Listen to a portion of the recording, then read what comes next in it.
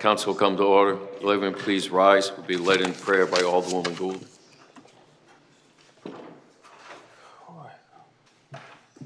Almighty God, we ask for your blessing upon the members of this council as we assemble here in this chamber to conduct the ongoing business of our city.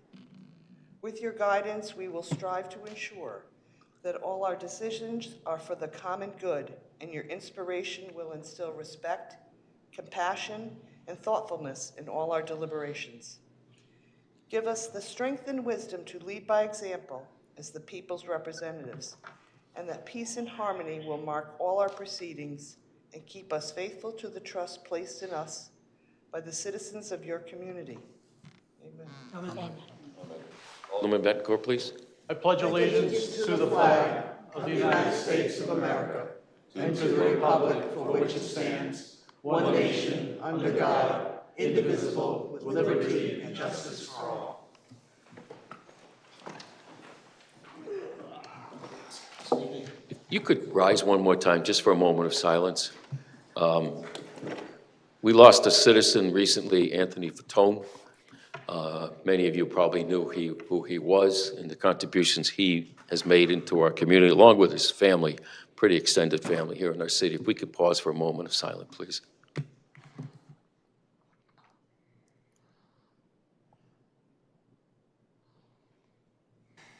Thank you.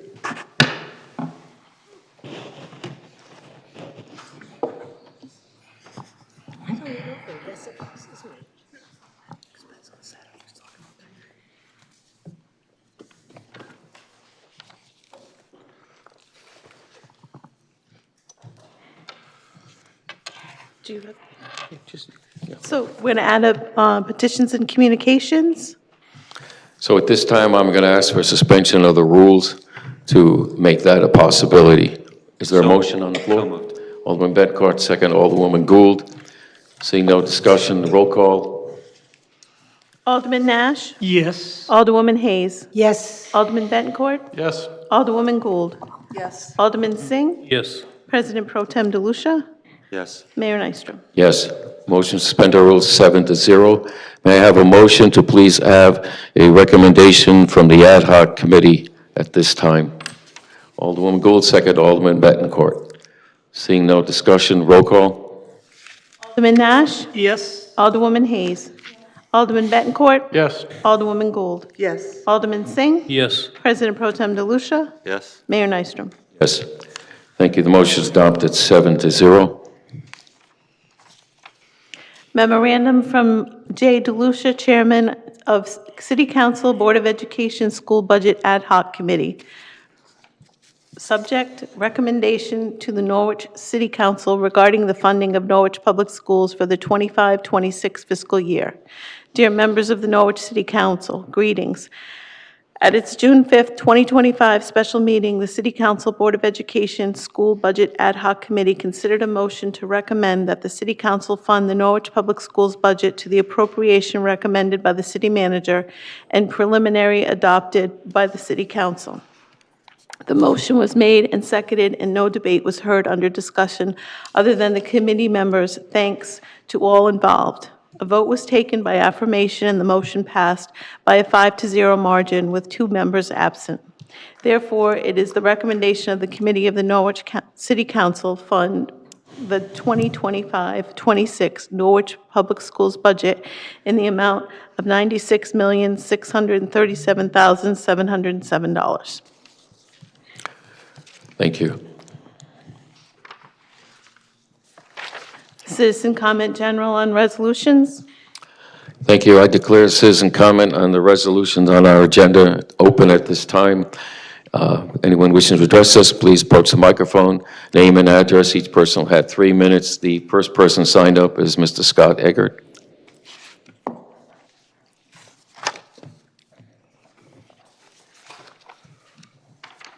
Scott Eggert, 11 Tanglewood Drive here in Norwich. I'm Chief of the Outcome Fire Department.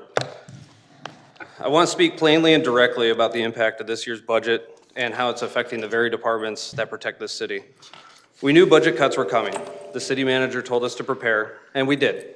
We were ready to help find solutions to make necessary adjustments. But what's happened here? This isn't a partnership. This isn't balance. This is a redirection of critical public safety funding away from fire departments and toward items that don't improve safety, don't improve response, and don't protect lives. Let me be absolutely clear. Every volunteer fire department in Norwich has already taken a $30,000 cut total for all of us in operating funds. Training lost, certifications delayed, readiness reduced. And then there's the capital budget. Let's start with my department. We requested $35,000 to replace a failing fire alarm system. This isn't a wish list item. It's a critical system in a city-owned building that protects millions of dollars in apparatus and equipment. The current system has triggered numerous false alarms, and when it finally does fail during a real emergency, what's going to happen? We'll lose more than just a roof. Then there's Yannick. This department covers all of I-395 from exit 11 to exit 18, and also on Route 2 and Route 32. They're the only agency in the city that can say they do that. They ask for money to replace their hydraulic rescue tools, and those tools save lives when a person is trapped and dying inside of a vehicle. That request, also cut. Let me ask every person here, is saving $70,000 worth the life of someone's child or spouse or friend? Then we have TAFL and their dive team, who needs buoyancy compensators so that way their rescuers can come back up to the surface if they need to. That was also cut. So what was funded instead? E-bikes, a conventional powered van for the police department. Over $42,000 shifted away from fire safety and redirected to equipment that has no defined purpose, no clear deployment plan, and no public explanation. What are the e-bikes for? Where are they going to be stored? How are they going to be charged? At what future cost to taxpayers? Chief Daley spoke about them at last month's public safety meeting. And I know my time is almost up, but meanwhile, we can't get the working fire alarm. We're getting cut for rescue tools. It's not just a budget issue. It's a public safety issue. So tonight I'm asking the council, restore the money for the operational funding and reserve the capital cuts that are proposed. The people of Norwich, explain to them why e-bikes and vans come before the safety of their own families. Thank you. Thank you, sir. Robert Allen. Good evening, Robert Allen, 8 West Town Street. I'm here tonight as Chief of the Yannick Fire Department. I'd like to thank Chief Eggert's support for our new tool. And I'll keep it simple. Basically, the tool that we have now, as Chief Eibert had alluded to years back, is it's obsolete, parts are not available, and frankly, the tool just doesn't work on the vehicles that are out there today.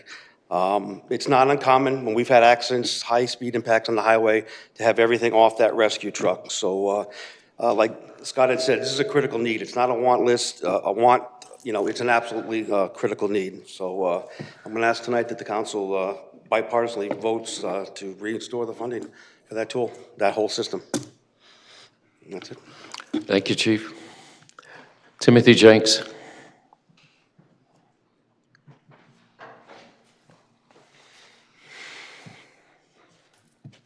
Timothy Jenks, 32 Providence Street, Chief of the Tafel Fire Department. Happy Monday, everybody. Summer's almost here. I just want to speak to you a little bit about the cuts to the training budget. The volunteer departments do provide a great service. That leads to training delays as far as certifications. The cost have increased steadily over the years. I've been doing this a very long time, but I think when I took my first Fire 1 class, it was $150. Now it's up to well over 1,100. EMT classes were 300. The courses have gone up over $1,000.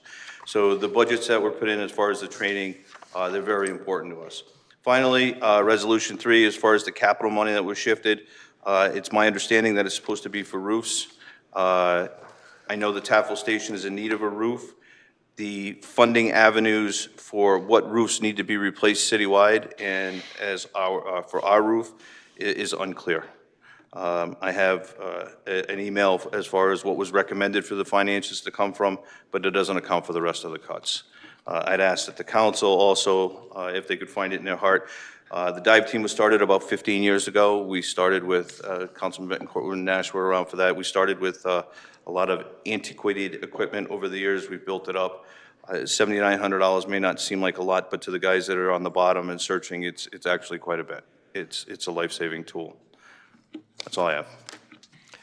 Thank you, Chief. That completes those who pre-signed the list. Does anyone here wish to speak to the council at this time on the resolutions before us this evening? Yeah, please.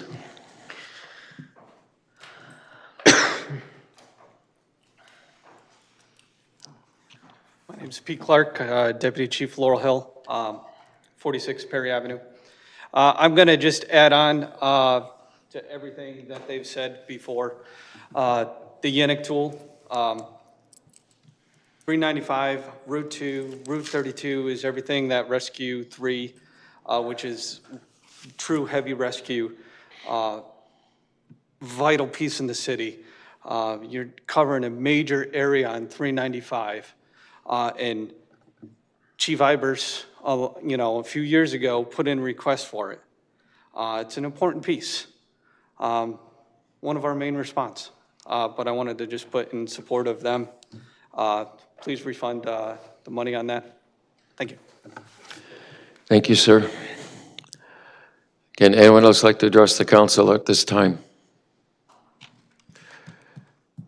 Anyone else like to address the council on the resolutions at this time? Please, Ms. Philbrook.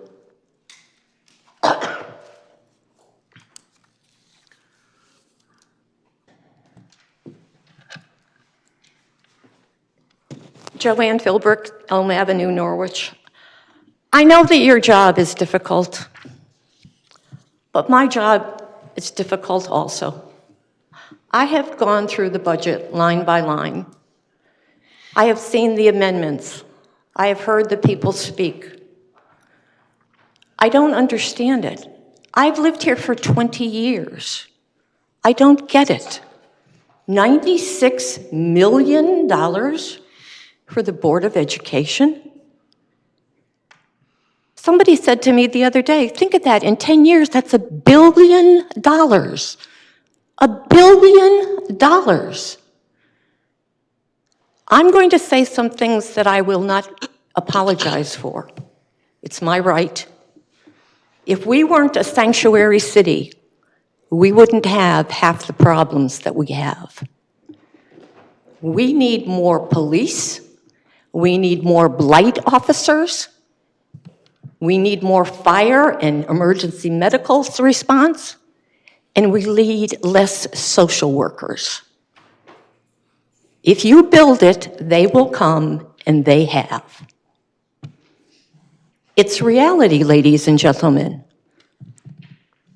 You live in a $4.5 million house. $4.5 million. You drive a Mercedes. How can you relate to someone like me, an 82-year-old lady on a fixed income? Mr. Mayor, is that related to resolution? No, but as an elected person, all of us have at times had to hold thick skin. If you want to have a discussion with her after the meeting, I would invite you to do so. We generally do not interrupt people speaking at the podium. She's talking about expenses. I think there is a relationship. She's concerned, and I'll just leave it at that. Because I was going to follow with, there are other people on the council that Order, live... sir. I completely disagree with that comment.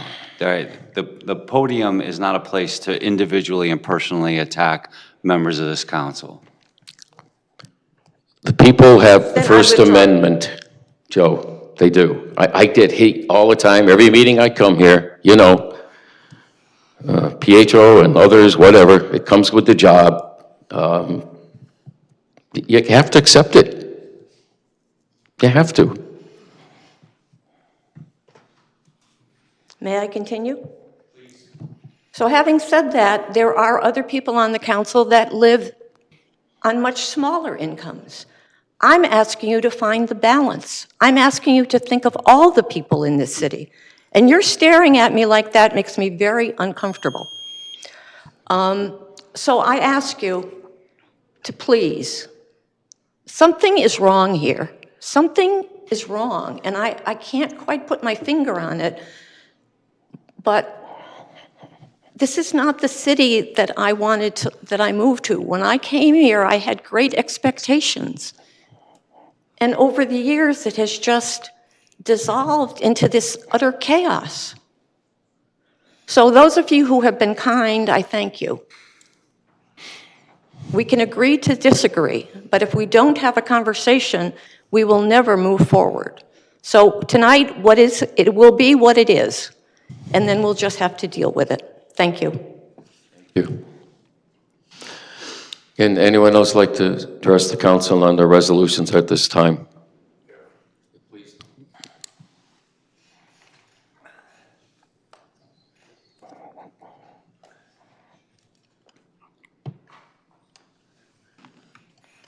Rodney Boy, 62 Roosevelt Avenue. I've lived in this city for 62 years, and I've stood before this council on many occasions. The one thing I always remember is if you want to run people out of this city, raise the taxes on them. Now, I've done very well in this city, but I've worked real hard at it.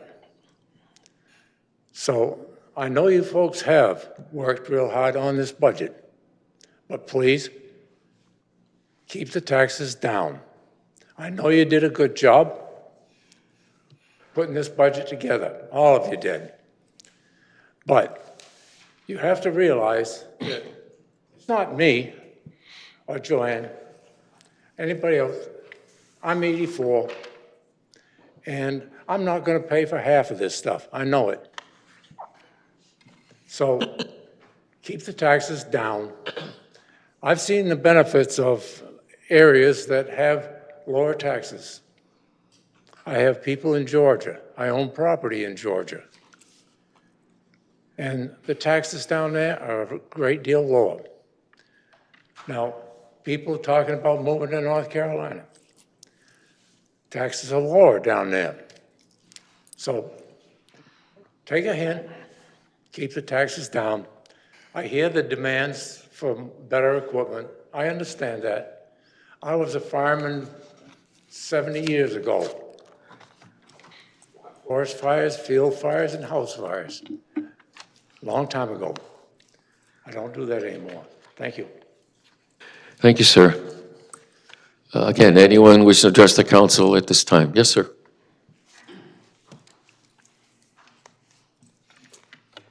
Good evening. Riley Parks at 33 Prospect Street, city proper. So tonight, I come before you not just as a resident of Norwich, but as someone who deeply cares about the future of the city, about its people, its neighborhoods, its small businesses, and long-term sustainability. And I'm here because I'm concerned. Specifically, I'm concerned about Resolution 6, the continuous year-over-year tax increase for property.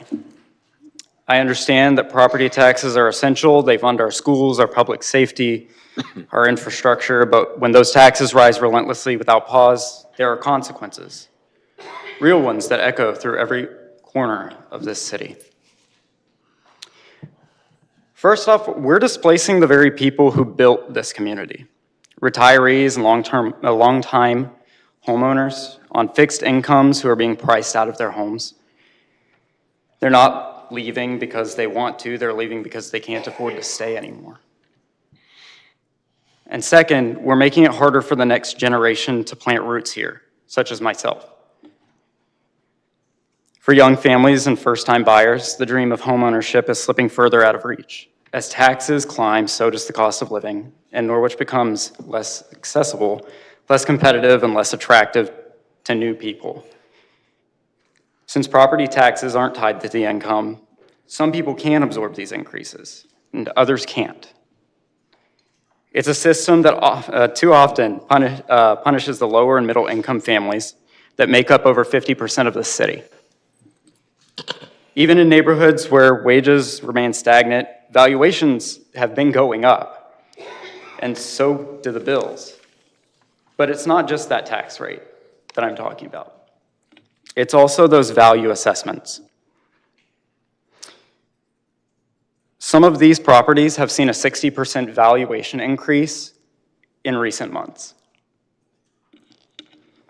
Beyond the financial strain, there's something deeper happening. It's a loss of trust, unfortunately. Many residents feel that they're paying more but seeing less. Services aren't improving, public safety isn't improving at the rate that their taxes are increasing. And that gap between cost and benefit breeds frustration, apathy, and disengagement from local government. It doesn't have to be this way. We can pursue more balanced, creative, and responsible approaches, whether it's attracting new economic development, improving budget efficiency, diversifying revenue sources, or advocating for greater support from the state. We have the options. But what we can't afford to do is continuously raise the property taxes again. Short-term fixes lead to long-term damage, and I urge you on behalf of the residents, families, and small businesses to consider this path. Thank you. Thank you, sir. Again, anyone else wish to address the council at this time on the resolutions before us? Please.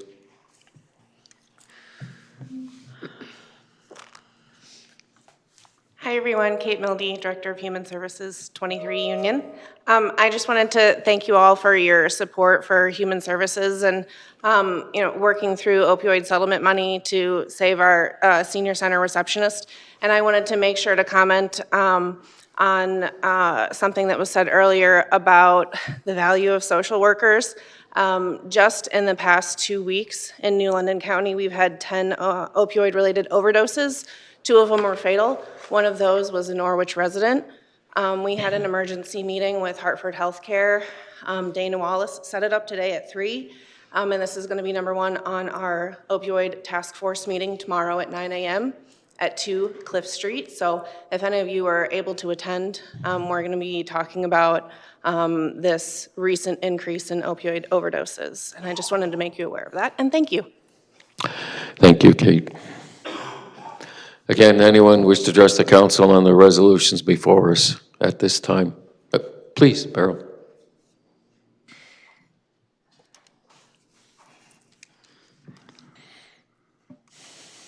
Beryl Fishbone, 19 Bliss Place.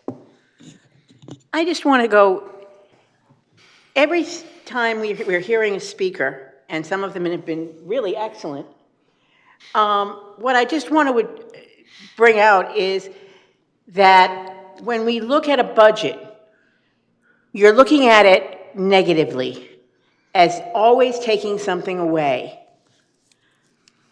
Maybe we need to have a little bit of a small look at the things that we're bringing to the budget, the things that are making it progressive, the things that we can use so that when people do move to the city or want to move or have an interest in moving to the city, they can see it in a different light.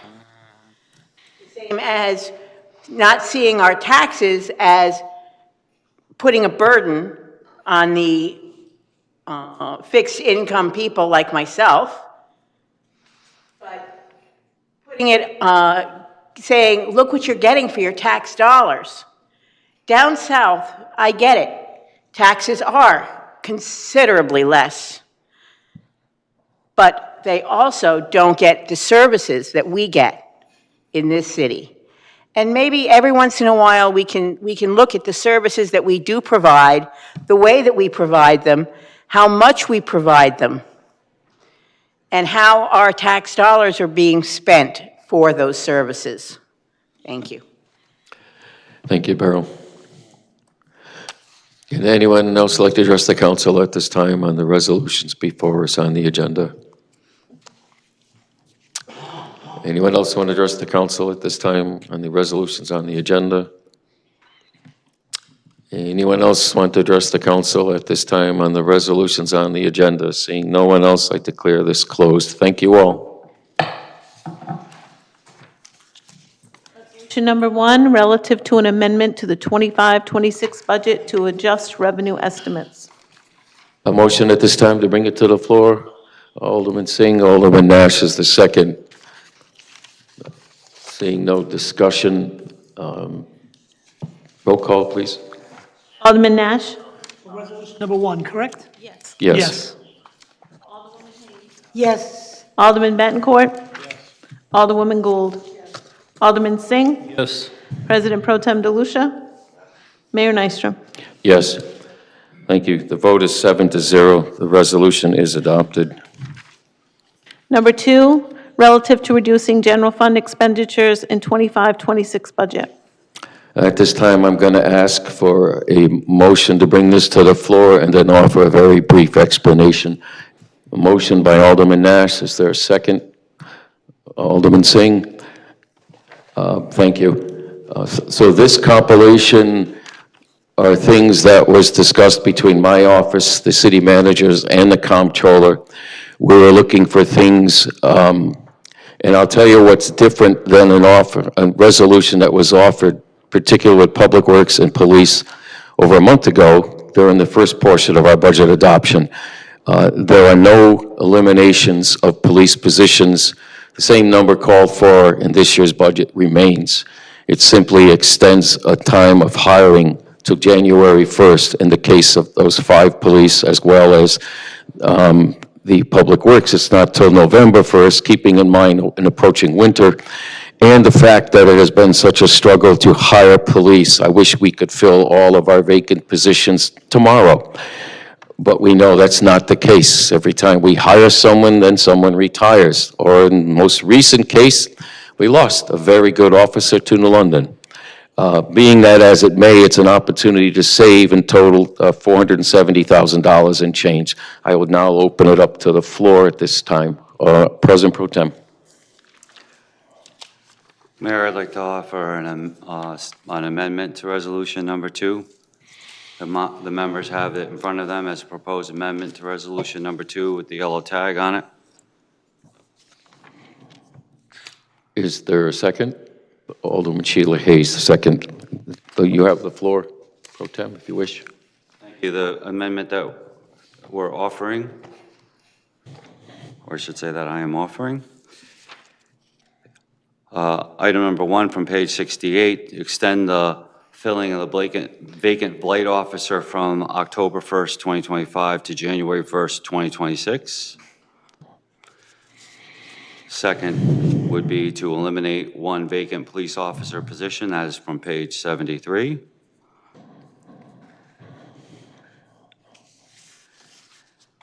In the next section,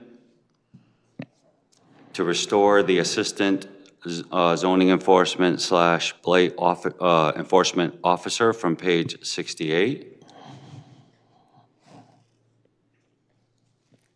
And to fund the eliminated caseworker from Human Services that was to a point of 50%. That is from page 107. And then the final section,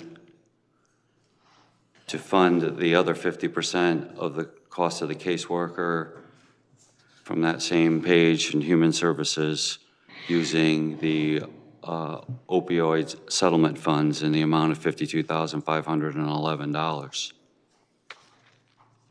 And having now outlined those, I would just briefly like to state that in caucus discussions, we felt it was important that we have a zoning enforcement officer / blight enforcement officer on duty and not do without one until the blight officer position was filled at some point after October of 2025.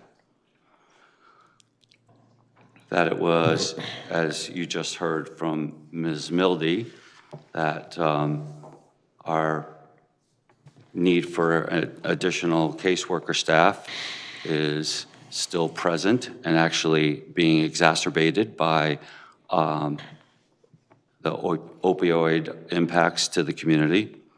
And we felt that with the number of police officer positions that are currently open, that combination of the delays in the original resolution and the elimination of 1 vacant police officer position that would still not be likely to be filled before the end of the fiscal year was a reasonable, not a good, but a reasonable trade-off in order to have a zoning enforcement / blight enforcement officer on duty and have the city not be without one, and that the additional caseworker, as I said, the need being present and immediate, that it was important to maintain that position as well. And with that, I yield. Thank you, sir. Is there further discussion at this time? Alderwoman Gould. I got to tell you, while original Resolution 2 delayed filling some police officer positions, I don't like eliminating police officer positions because they're very hard to get back. And we need police officers here in the city of Norwich. Not saying that we don't need a caseworker, but we do need police officers. And we can't get a police officer with grant.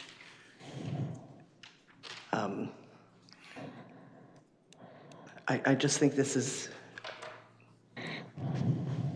not really a great move on the part of the caucus to want to be eliminating positions that are vital here in the city of Norwich for public safety.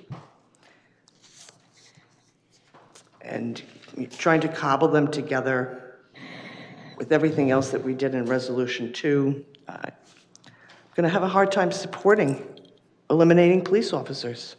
We're desperate for them. And Chief Daley has said it before, once you take the position away, you never get it back.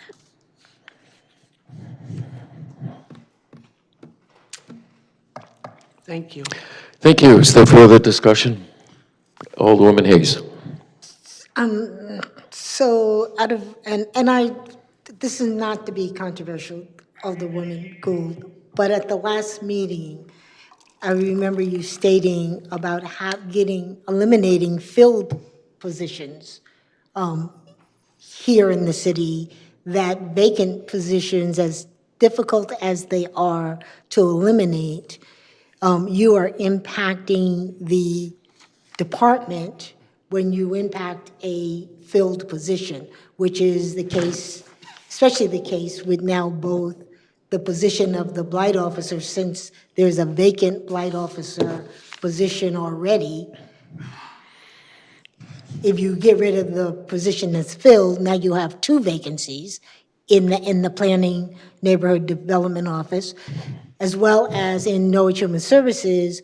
There is a need right now today that, and I'm not trying to minimize because I wholeheartedly support the police department, but if a caseworker can help, who's in place today, can help us to start address and mitigate the opioid overdoses that we're seeing, that to me is a benefit to the police department as well as the whole city.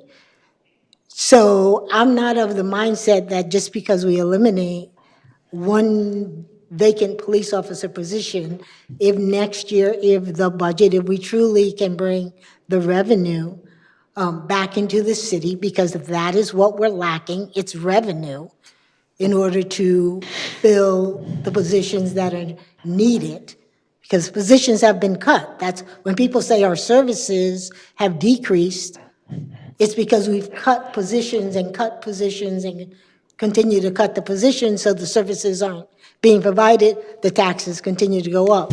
We need to raise revenue. That, if chief then needs, if we need to have 2, 3, 4 more police officers, and we can afford them, I wholeheartedly support that. But to eliminate 2 filled positions of people in positions and jobs that are critical to the city and to the departments, I just don't understand that. When we're asking for a vacant position, there are several police officer positions that are vacant, that if they get filled, then next year we can talk about putting a police officer position back on, but we need to raise the revenue to be able to support additional staff. Thank you. Thank you. Is there further discussion on this? President Pro Tem, second time. Thank you. You're welcome. So I would just say that, to Alderwoman Gould's statement, never is a long time. Other than then Alderman Nash, I think I would be the last person that wants to tell the chief that he's going to lose a person from his billet. But that's not to say that position would never come back onto the books. It's just for this year, we need to make pragmatic, difficult decisions that provide the city with the best services, not just for public safety, certainly not just for the police, but for the entire city. I will tell you that I sat in a meeting last week where the people in Greenville were quite, I don't want to say upset, they were concerned that we have a vacant blight officer position, which we kind of had a hint that filling that would be delayed, and that the assistant blight/zoning enforcement officer was going to be eliminated. Their question was, so what are we going to do when we have a blight issue? And I didn't have an answer for them. This is the answer. You already heard what I had to say about the caseworker. You heard what Alderwoman Hayes had to say about the caseworker. We already heard from Kate Milday. You know, these are currently filled positions that are actually doing quite a bit of work that continues to need to be done. I would also like to remind all of the members of this council that in individual conversations, you know, the statements were made, positions were taken. Well, if the police officer, you know, if the police department has 11 openings, then why can't we cut 3? And they'll still have the room to hire 8 people if it's even possible to hire 8 people. And right, and so, well, what if it's 8? Well, you know, they still have room to hire. So the consideration of a cut to the police department has been an ongoing conversation for the last 2 months. And I think even the police chief, knowing him as I do, is pragmatic enough to know that you know, every department's going to get a little bit hurt because our responsibility up here is to cover all of the bases, not just 1 or 2 of the bases. So, you know, with that, this is not an easy decision. That's why I reference Alderman Nash and myself, because we were both on the job, Bill for a lot longer than me, but nonetheless, we understand the importance, but we're responsible for delivering an honest, common sense budget that does everything it can for the residents of the city. And I think that although, again, I wouldn't call it a good trade, it's a reasonable action in order to try to cover every base as best we can. Thank you. Thank you. Is there further discussion? Alderman Nash. Thank you, Joe, for recognizing my service as the police, and the chief and many of the members of the department know exactly how much I feel for the Norwich Police Department. I bleed that department every day. I never actually left. But I don't have much of a problem with this amendment. As a former police officer, in all the years I was there, we sacrificed all the time. And that has not changed. The department still sacrifices and sacrifices, as many of the other departments do, but I only speak as a former police officer. So this, though I don't like it, it makes sense to put the blight back, because we do have a lot of blight. I can tell you honestly, my wife calls probably once a month the blight department to complain about something I tell her to stay out of, but she still does. So I think it's an important position to have, and I don't know if I'll be sitting back up here next time. I hope to have an opportunity to be back, but you know, I've seen us take positions and restore the positions from contract, from season to season. So I don't think this is something that's going to damage the Norwich Police Department. We do need to hire people, and I don't think if we get a great batch and we get a bunch of people and the budget provides us to hire all these officers back on, I think we can put this position back into cycle. So I don't know if this is something that's going to be a detriment to the Norwich Police Department in the short term. Long term, yes, I think we need to restore it, but I think the blight officer is of paramount importance to the city of Norwich, because as many other people complain about the taxes being too high and the services not being provided, I sit here every budget and wonder what it is that people are looking for. We are never, ever going to be into the 20s in the mill rate in the city. It's never going to happen. All right? We have a fine police department, amazing fire departments all around the city. We have a great public works department, and I just don't know how we are going to cut. Joanne, I know you sat up here. We've been at your house many times and talked the budget over and tried to come up with savings. And you know, I sit up here and I swear, people, I just don't know where to find the cuts.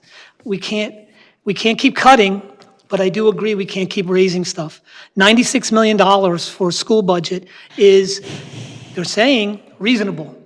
But, you know, I could tell you right now, I can see our educational system, not just in Norwich, but in the entire country, collapsing at some point because it's too expensive. How much more can we go to the citizens of Norwich and say, I need more money because we need to educate our children? Well, you know, 100 years ago, which seems like a long time ago, but I'm 62, so it really wasn't that long ago. 100 years ago, we were teaching Latin and Greek in high school. Today, they're teaching remedial reading in college. Kids are graduating and can't read, but we just keep throwing money, and I'm not saying it's being misspent, but when is it's gonna break? The straw is gonna land and the camel's gonna break. Because we just can't keep doing this over and over. We can't. People just don't have it. You know, people talk about being on fixed incomes. Well, you know, I still work, but it's a fixed income. I still get the same amount of money each week. I don't get extra money. I mean, I haven't had a raise in 10 years. So, I mean, I get it. People on fixed incomes can't afford it. I can't afford any more taxes. I really can't. I'm barely scraping by now. You know, there are times I don't buy medication because I can't afford it, because I need to pay for groceries or put oil in the house or gas in my car to get to work. I get it. But this isn't going to kill the Norwich Police Department. And Chief, I promise if I'm sitting here and it comes to a point where you need it back, I'll work on with the rest of them to try to get you back. But I think this is a short-term fix. It's like the Dutch boy with his finger in the dike. We stopped one leak, we'll have another. But we got to fix it right now. So that's what I got. I don't want to keep going. Sorry. Thank you. Is there further comment? Alderman Bettencourt. I'll agree with my colleague Alderman Nash, pretty much kind of the way I feel about it myself. I think there is an impact to the PD with the loss of the position because that money won't be available in their budget. But the fact of the matter is these other situations need to be addressed also. And if there's probably one thing other than public safety and the taxes, of course, that I get asked about, it's blight. So I certainly want, and I put in my own calls to the blight office also. So it's somebody needs to be in that office. So I mean, my humble opinion. But so I'm going to support the amendment, and I'm going to support the resolution too also. Thank you. Thank you. Further comment? Alderman Singh. Thank you very much, Mr. Mayor. Before I make my comment, Dan Coley wanted to be recognized, so I just wanted to bring your attention to him. I'm sorry, I didn't see him. My apologies.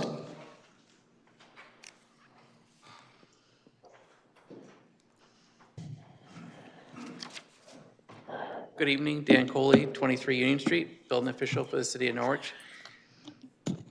You should respond to questions from a member. At this point, that's the role you have right now. Okay. We're debating a resolution and an amendment. So I'd like to make some input into this. Does someone have a question for him, please? Alderman Gould. Tell us what the impact is, please. So I just wanted to make everybody aware of the impact of delaying the blight officer and keeping the blight assistant. The blight assistant is not capable in her position or that position to be able to make the major impact that the blight officer would make. I wish that you would reconsider bringing it back to October and letting that position go. It's primarily only being able to be used for, because of limited experience in that position, only for really grass and for garbage. Conditions of homes, decks, and also housing are a great effect. We don't have the people to fill in for our housing, and that position was the lead on that. So both of those, I think, will contribute to a greater loss and more blight by delaying that position. Having the position filled in October was not a bad thing, we felt, because it took a while to hire the last blight officer and allow us to find the right candidate to help the city. I just don't, I think I just think it's not a position that worked. Being a combination of blight and zoning, it's a difficult task for them to do both at the same time.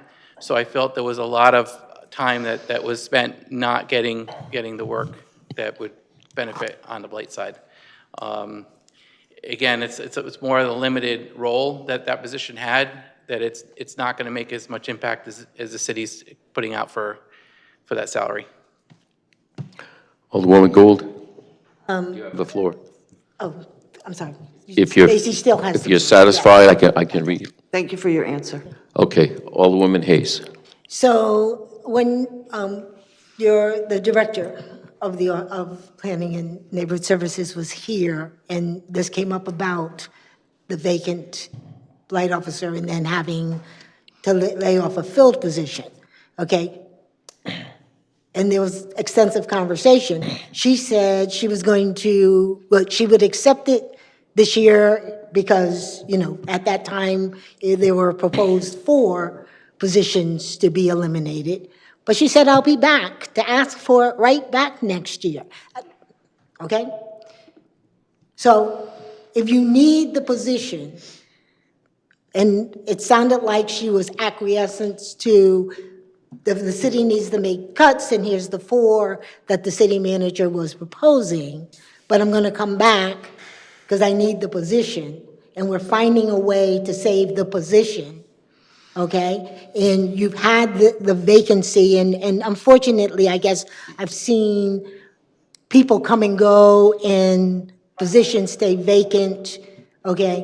That I still believe it's critical, because a lot of the phone calls I get is about garbage, okay? It's not, that's, the people are calling, and I send it message forward to Brian, because it is about garbage in the streets, and that's what people react to. So I don't understand why the position isn't critical or still isn't needed, especially when the director said, I'm gonna come right back and ask you for the position for next year. Can I answer that for you? Of course, yeah. So I think that maybe you misunderstood what Deanna was asking for. She was actually referring to coming back and asking for a second blight officer, so we could split the city and be able to make a bigger impact. It wasn't refilling this same position. Okay, so, okay. I'm gonna stop because I'm gonna say something that I'm not gonna be happy about if I say it, okay? Thank you. You're welcome. And thank you, I guess. Is there further comment on this resolution at this time? Alderman Betancourt. I think I get where you're coming from. And certainly, my concern is, you know, having the service. And I'd certainly rather have 2 fully qualified blight people on staff. So I'd be supportive of that, considering the situations we have here in the city. But right now, that's not gonna, I mean, happen for a while anyway. So, I mean, it's funded start under the Resolution 2, prior to this amendment, which hasn't passed yet. We're talking about 3 months, and then, you know, if the amendment passes as is, it would go to 6 months. So we're talking about two different positions here, basically. So the assistant blight officer doesn't have the qualifications to do the other work. Is that basically what we're saying? Yes. So, so it'd be better to let that position go and be, dissolved, so to speak, not exist anymore, period. Never mind the person in the, in the position. But isn't it better to have somebody at least addressing these issues, those issues that they can address, or no? So again, Without having, or not having anybody in the office after July 1st? well, two parts to that. So one is, I'm trying to say is if we had a blight officer in October, it would be better than having an assistant all the way until January. I think we would make a bigger impact having someone that's fully qualified in positions sooner would be better than having someone that's not qualified to do all of the work until January. That's part of it. The second part of it is that I, as a supervisor, don't feel that that position has lived up to what we thought it might do. And that's part of it. It's just covering on the blight side and also doing zoning. Zoning has a lot more time-sensitive type of work. So when complaints are coming in, when it's time to do, hearings and having to get out minutes and do all those sorts of things that are on the zoning side of it, it impacts that position. It's just not a good fit. So is the position mistitled? Misclassified, maybe? But yeah, I mean, I know it was originally put in, that position, as I understand it, was supposed to be a zoning assistant. Because the zoning officer is often, well behind on issuing his permits and getting stuff out. So that's what the intent, what originally was, and I think that it was later added, the extra part of it as being the blight assistant. It didn't start off as a blight assistant. But being a combination, it's just not ever lived up to what it was supposed to be.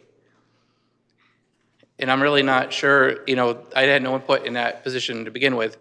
I'm really not sure where it was meant to assist the blight officer, like as far as inspections and all those sorts of things. If we had a blight inspector and a blight officer or some other type of arrangement, we would impact the city in a much better, it would make more of a difference. I mean, right now, I'm the one that's doing the majority of the blight inspections and the blight complaints. It's just because we don't have anybody. But I'd rather do that and service the city than have somebody in a position that's just not getting the work done. It's not that there's nothing wrong with that person that's doing the work. It's just it was the classification of the job and the qualifications that were required for hiring for the job. She met them perfectly. And she's doing as best she can, but she just doesn't have the experience. And that leads to, are we really benefiting the city by providing that? Okay. There could be other options. We could, until then, I don't know if there's a possibility of, having the other building officials, my assistants, pick up some of that work as well, to kind of cover it. But I think that if we get somebody in that is qualified, it would benefit. All right. For the purposes of trying to deal with this issue, I'm just going to propose an amendment, and we can do with it as the council wishes. But to remove the first line, extend delay in filling the vacant blight officer position from October 1st, 2025 to January 2026. So just to remove that, and that unfortunately that does add $26,640. So and then, that would adjust the total in that resolution and the net impact on general fund expenditures. So I'll propose that as an amendment. And Is there a second, please? I'll second it. Well, I'll second it, Okay. but Seconded by Pro Tem. it tags to another piece. We should go back to the original resolution, right? If instead of delaying this position at all, it should not be delayed. So 1, 2, 3, fourth line on the original resolution should be deleted as well. As if we're saying that the department is okay with losing the assistant position, then to me, that moves up the immediacy of filling the full blight officer to, let's do that as soon as possible, not even delay it till October. And we have the room in the money piece if we still eliminate that police officer position. Is that an acceptable, friendly amendment to your amendment, I don't Alderman think- Bettencourt? well, And does that would be everyone too- understand it? So you want to add to the amendment? Is that and reduce, is that my understanding, and reduce the delay filling of October 1st out of the original resolution? He wants We're just talking about the amendment right now. He wants to strike page 68's reference entirely. That's what you proposed, and then he proposed striking page 68, the zoning officer blight enforcement assistant. Is that not correct?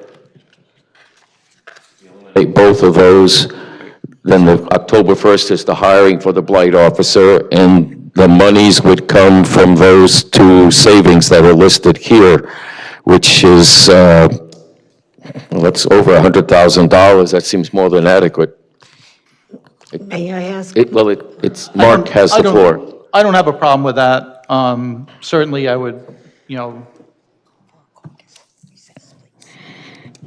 Joe, do you want to caucus? So to me, it seems like we're, on the original, on the original resolution, the page 68 reference would be deleted. On the amendment, the page 68, as you said, Mayor, would be deleted, but in both places on the amendment. I mean, I would agree, I would concur with that. That's fine. Thank you. Josh, would you calculate the difference in values? I mean, you can do it quickly, 26,640, and the other two, well, not so quickly, $82,000. 99. I guess. So You're not hiring the assistant, you're not delaying the blight. okay. Yes, can I? But then there's more money available, I believe, than what's necessary for the salary and the benefits. Am I wrong on that? There's a carryover of value. Right, so if we're only reducing 26,640, and we're adding 82,099, then, let me just work this out and I'll get back to you in a second. According Mis- to me. We'll just take a little delay, so he's doing the calculations. Alderwoman Hayes, go Joe, ahead. To my caucus, can we have a recess so we can have a caucus discussion, please? 10 minutes? Think we should dispense with the amendment first, one way or the other, just to be, It's part of the reason I'm asking, because it's part of there's still some confusion, even with the amendment, is what my concern. vote would be, you'd be eliminating a police officer to hire the caseworker. In essence, that's all that remains. It wasn't part of it was not part of my amendment to eliminate the assistant blight officer. It wasn't part of the amendment. No, but he's asking if you should. That Pro Tem was suggesting, And that's why I'm asking for a caucus, Mayor, if we can have a recess so we can have this caucus discussion. 5 minutes. Let's do it. You better be ready.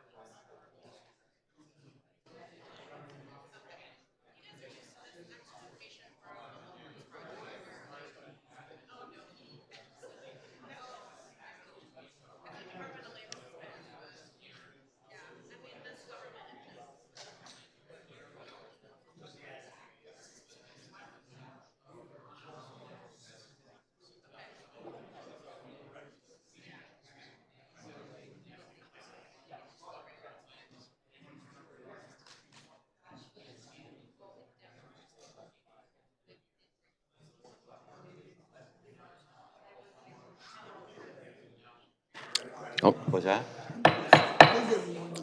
The council will come back to order. The chair recognizes Alderman Bettencourt. Original proposal of the amendment there. So we're going to also add the removal of the restoration of the assistant blade enforcement officer and go that route and fully fund the blade officer position starting July 1st. So removing that line from the resolution 2, the original resolution 2, and from the amendment. And correct me if I'm wrong, but you said July 1st, so the hire could be immediate as far as the advertising? The blade? We need information from the comptroller that has a small adjustment. He'll take portions of those. You got what they want to do? Sure. So, can you hear me? No.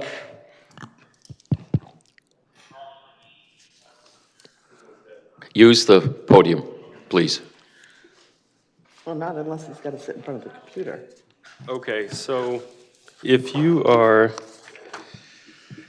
looking at the proposed amendment to Resolution 2, in the top section under expenditure reductions, so if you are removing the item that says extend delay in filling vacant blade officer from October to January, then that total becomes 103,262.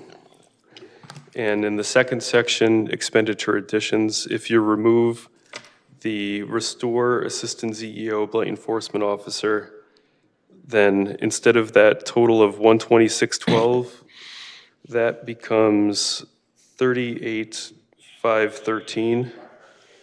And then the net impact on general fund expenditures becomes a reduction of 64,749. And then from the original resolution 2, there'd be a reduction in the amount from 470, correct? Right, it would become 444,229.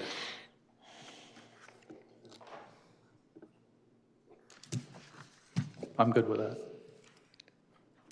Is there a second? Wait, hold on a second.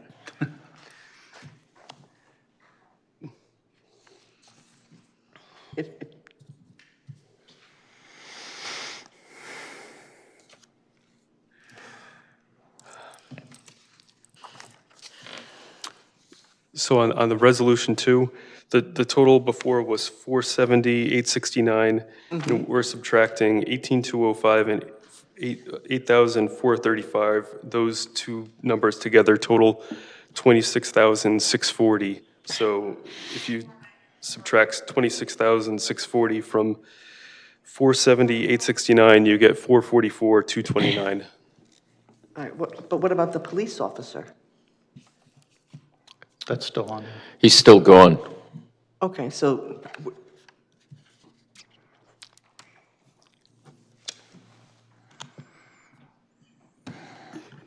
Yes, so the police officer in the proposed amendment to Resolution 2, the salary and fringe for the elimination of one vacant police officer is $103,262. So, Mayor, this is getting kind of messy.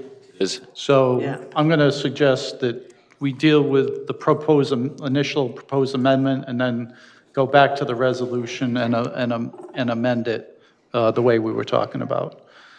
As far as procedure goes, because we're dealing with multiple changes here with two different documents. So you're asking to withdraw your motion at this time on the amendment? No, as far as on the original resolution, and then I'll reintroduce it when we get back to it once we've dealt with the changes for the proposed amendment. So again, you're asking to adopt this as written, but then you're going to offer another amendment? No, I want to amend the amendment. The same thing, just not the order that I'm looking at it. Yeah, maybe. You want this to be amended to Resolution 2, and then on the Resolution 2 as amended, you're going to offer a second amendment? We're saying the same thing. Yeah, okay, we may be, I think, but we're using different terms, I think. So what I'm saying, though, procedurally, I think we have to deal with the amendment first. So, I'm agreeing that that's what you're saying. okay. Yes. Yes. So Yeah, I think your we're- amendment to this amendment is withdrawn. No, No, this amendment is still before us as it's written. right. And I've requested to amend the amendment, to change the amendment in those ways. Do you have a second? I'll second. By Alderman Singh. I do have a question, Mr. Mayor. Please. George, so just the net impact on Resolution 2 on the amendment which has been amended, are we looking at We have $500,897.97.8? 508978 total? Yeah, let me just add that. Okay. No.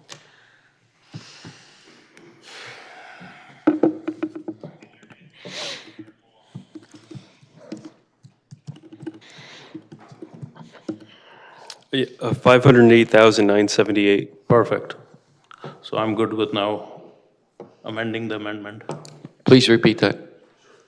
$508,978. So that's the total of the proposed amendment to Resolution 2 with the amendments to the amendment and the revised Resolution 2, assuming that that amendment also goes through. Just, Mr. Mayor, I still have the floor? Go ahead. Thank you. Which is equivalent to 0.20 mill rate decrease on top of city manager's budget, like $500,000 pretty much. Maybe it would be a good idea to sort that out after Okay. this one is. Okay. Okay. Thank you so much. Yep. Thank you. Thank you. So we'd have to vote on my opinion. We have to vote on the amendment that I made, and then the amendment proper, and then go back to the resolution. Yeah. Yeah. So what's before us is the proposed amendment by Alderman Bettencourt initially. Is everyone clear? I believe it means we are not, in fact, we're escalating the hiring availability to July 1 for the blight officer, and we're eliminating the restoration of the assistant zoning and blight enforcement officer. Correct. Is everyone clear on that? Yes. Okay. Any further discussion? Seeing none, roll call. Alderman Nash? Yes. Alderwoman Hayes? No. Alderman Bettencourt? Yes. Alderwoman Gould? Yes. Alderman Singh? Yes. President Pro Tem DeLucia? Yes.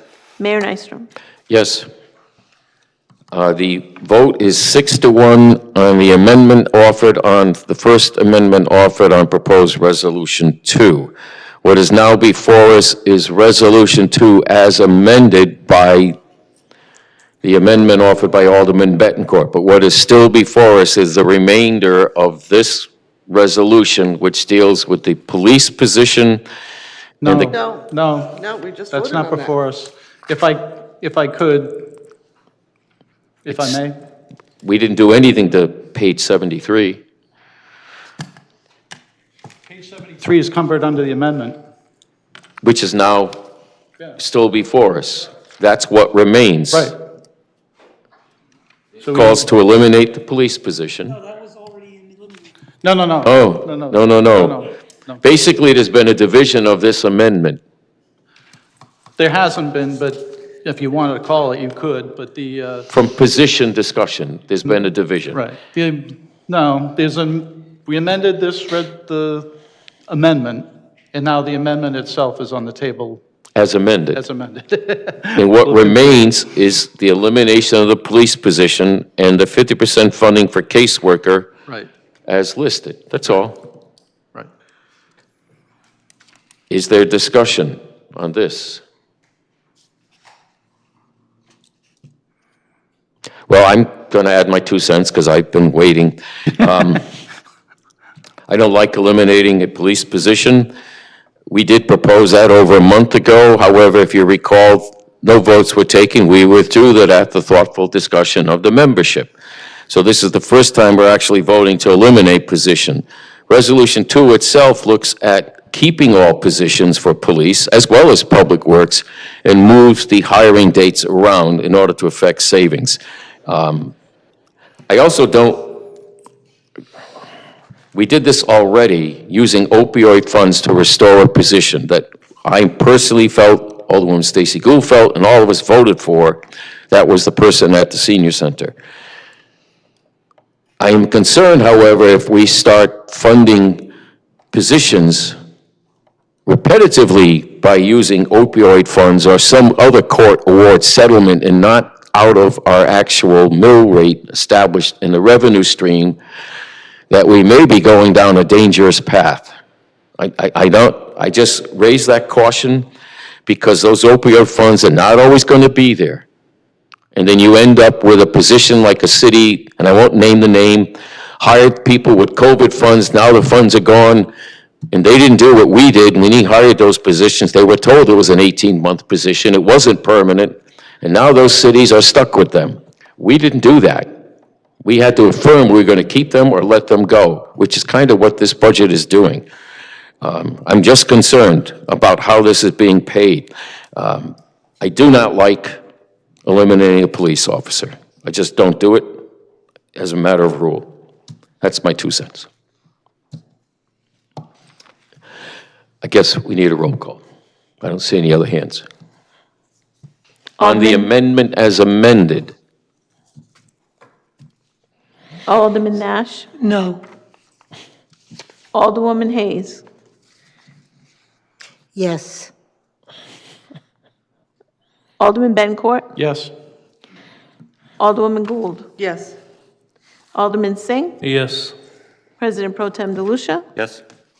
Mayor Nystrom? No.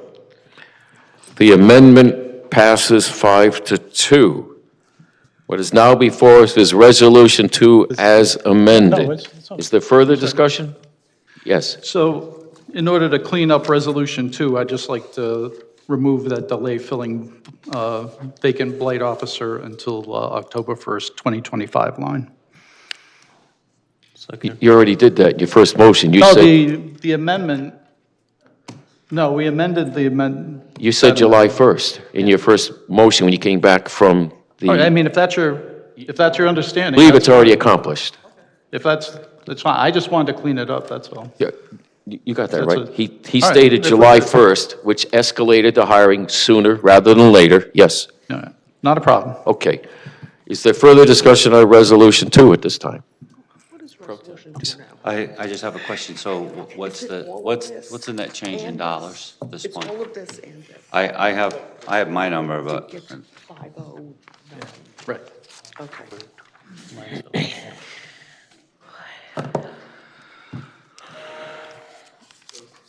Change is 64,749 plus 444, 229, $508,978 in reduction. so 508,978. Yep. So that's a net change of about $39,000 Yeah. from the, Yes. right? 38 and change, yeah.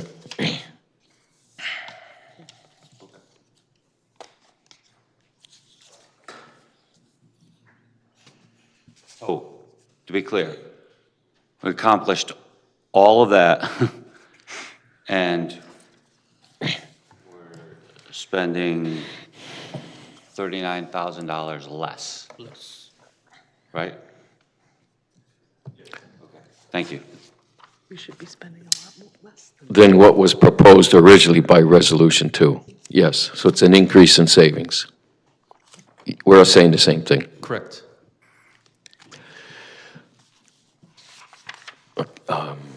We need a roll call, right? Roll call on Resolution 2, finally? Alderman Nash? Alderwoman Hayes? Yes. Alderman Bettencourt? Yes. Alderwoman Gould? Yes. Alderman Singh? Yes. President Pro Tem DeLucia? Yes. Mayor Nystrom? Yes. Thank you. The resolution is adopted, I believe 7-0.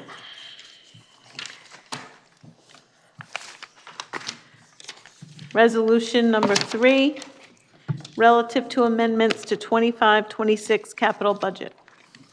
Thank you. Motion to bring this to the floor, please. Alderwoman Hayes, a second, please. Alderman Gould. Is there discussion? Alderman Bettencourt.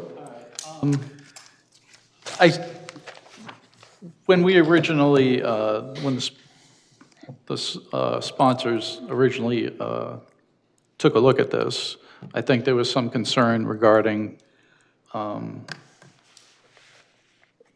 having funds to take care of some city buildings.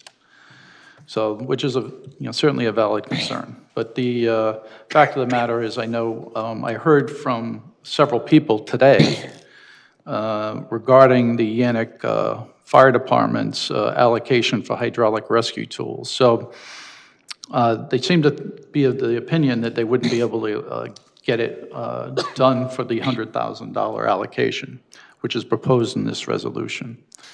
So so there are a couple ways that this could be dealt with. We could possibly pass this the way it reads, as far as these are just reallocation of capital funds, and as we go along, we try to do a recapture later on, if needed, once we bid the piece out. That's always a possibility, but personally, I'm not, that's no guarantee, so I would rather adjust the allocation personally.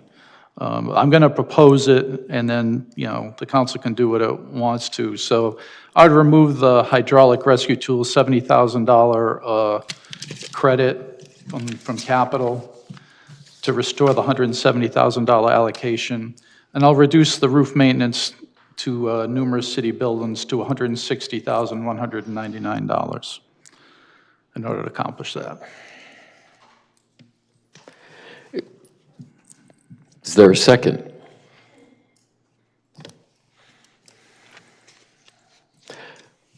At this time, I don't see a second. I do have a question, if I may. You Not mentioned... unless there's a second.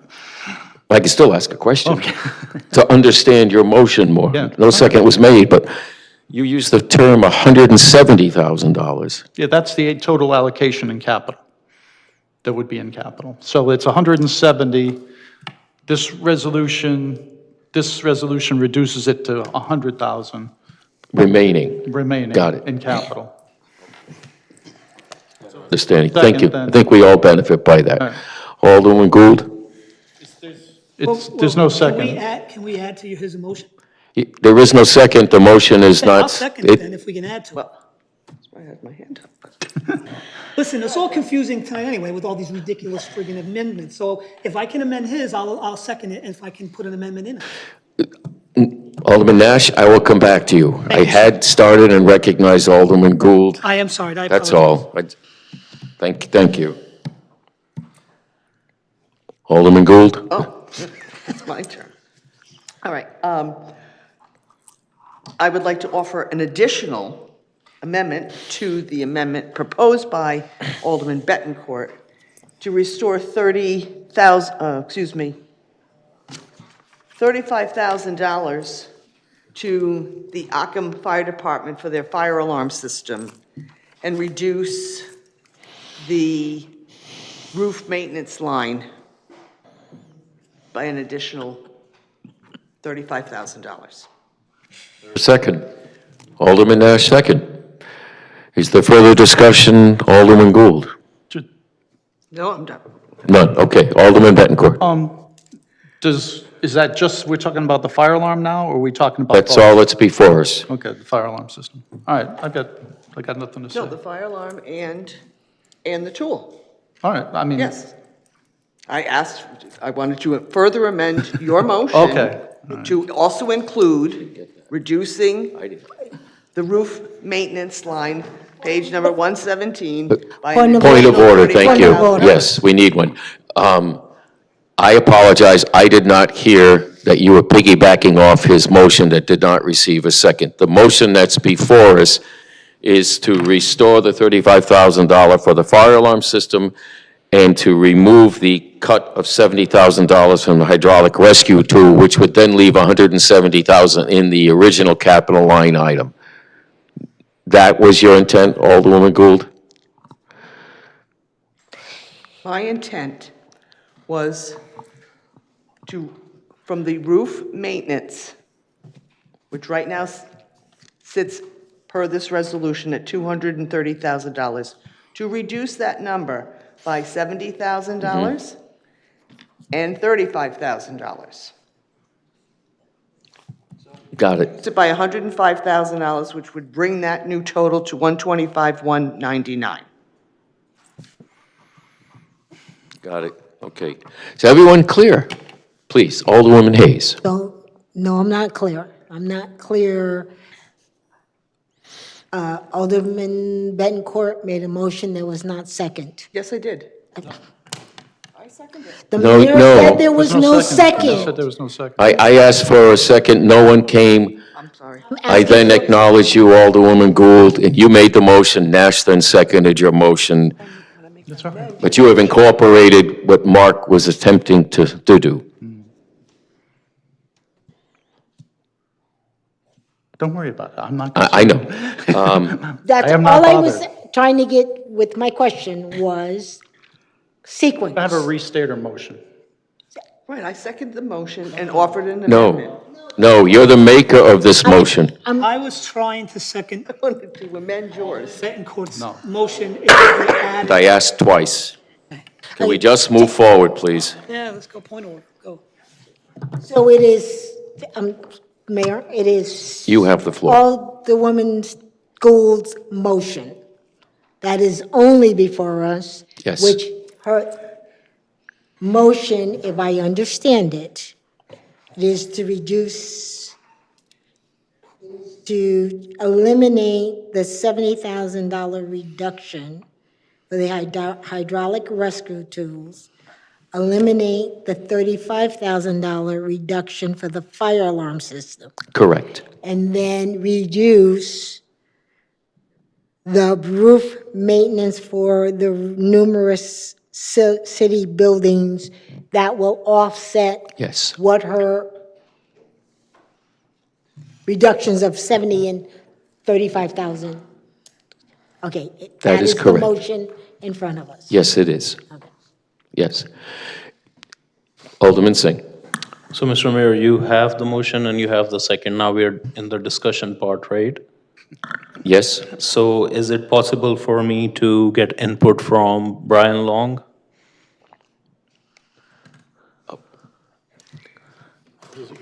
Okay, thank you. Thank you for being with us. By yourself. Brian Long, 50 Clinton Ave. Thank you, Brian. Just a quick question. So the original intent for when this original Resolution 3 was created was to recognize the need of different things that we need and how we can put some money into different buckets because we understand some of those needs are critical. So intention was not to just cut all the stuff, from different departments. Yep. That's the moral of the story. But my specific question is it feasible to live with $125,199 for our roof maintenance for the city buildings? Because right now, with this proposed amendments, instead of $230,199, we can only accommodate $125,199 for the roof maintenance to numerous city buildings. What is your input on this? I know for Pat McLaughlin, it was a very important subject. He wanted us to build some money in this category. So when we need it, we are not just dipping into left and right, and we get things done on time. And either way, if the roof is leaking, we gotta fix it. Yes, that was the original intent, and that's what we discussed when Pat put that in originally. It was a pool of money to have available because when a leaking roof comes up and it needs to be repaired, it needs to be repaired right away. There is no specific need that is designated for right now. It's more of an emergency type fund in case something were to go wrong and needed to be addressed quickly. Okay, thank you. We can accommodate that, yes. Okay, thank you. Members, anyone else? Public Works Director is with us. Pro Tem, please. So I have two concerns with this amendment.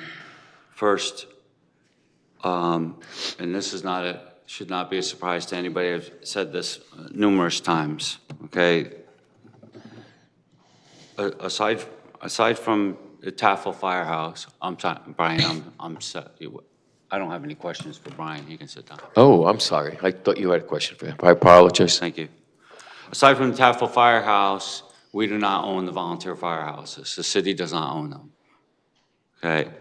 So there's a certain amount of money I do believe that the city should invest in those firehouses, absolutely. Think about the millions of dollars that are in there in equipment that is paid for by the taxpayers. It does need to be protected, which is the reason why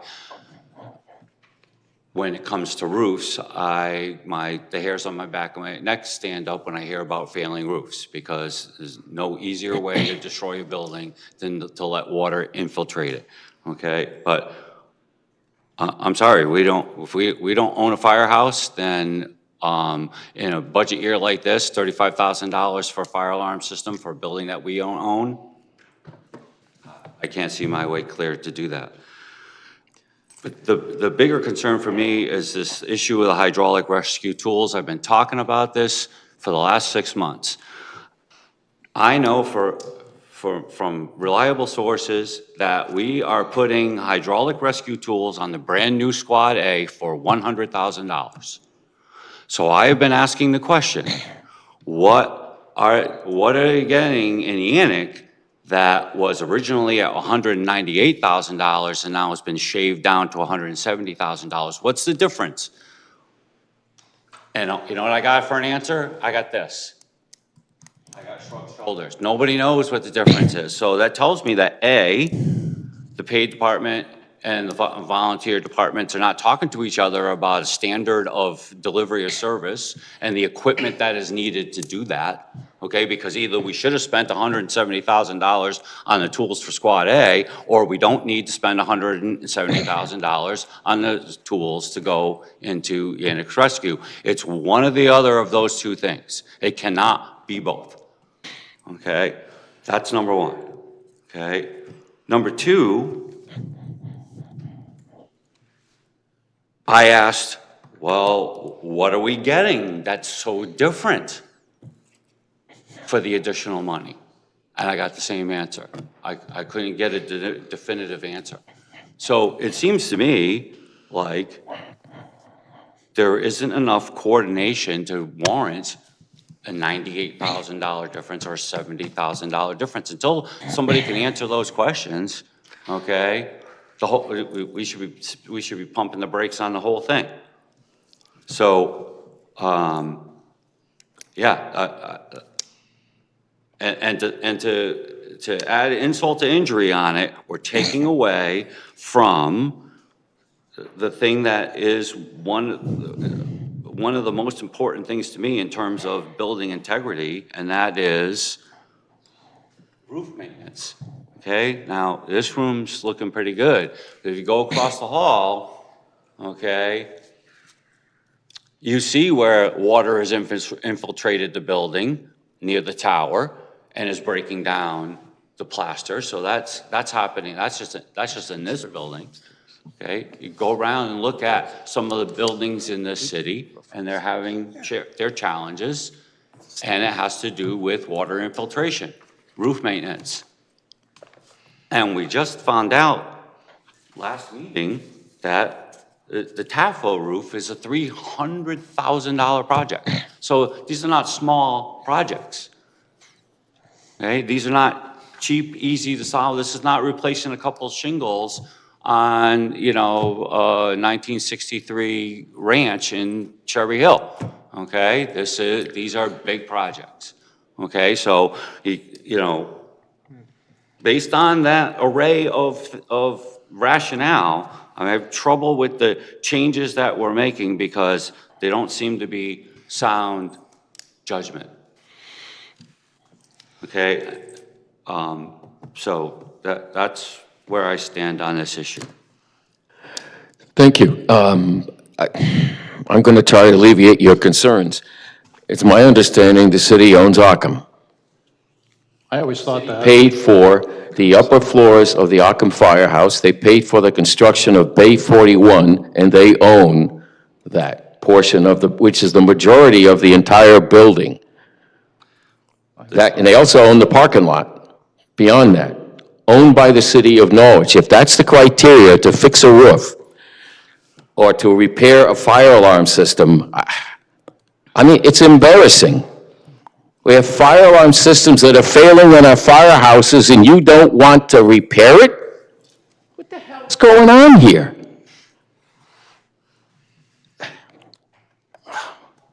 It's just amazing. The hydraulic tool, it's my understanding it has to be outfitted to the heavy rescue truck. And truck designs do sometimes bring added costs. I think that's what the lesson is here. If you're buying heavy rescue equipment in the future, there should be uniformity. I don't disagree with that one bit. But you're not going to replace the entire rescue truck because the Hertz tool can't be outfitted to operate properly there. In the meantime, someone's on the highway trapped in a car. That's not a position the city should be authorizing. Right now, we don't vote to replace this. Here's a public record. Someone gets killed tomorrow on the highway, guess what? There's a lawsuit, and we just provided the fodder for it. That's not a good thing to do here. Public safety is all-encompassing.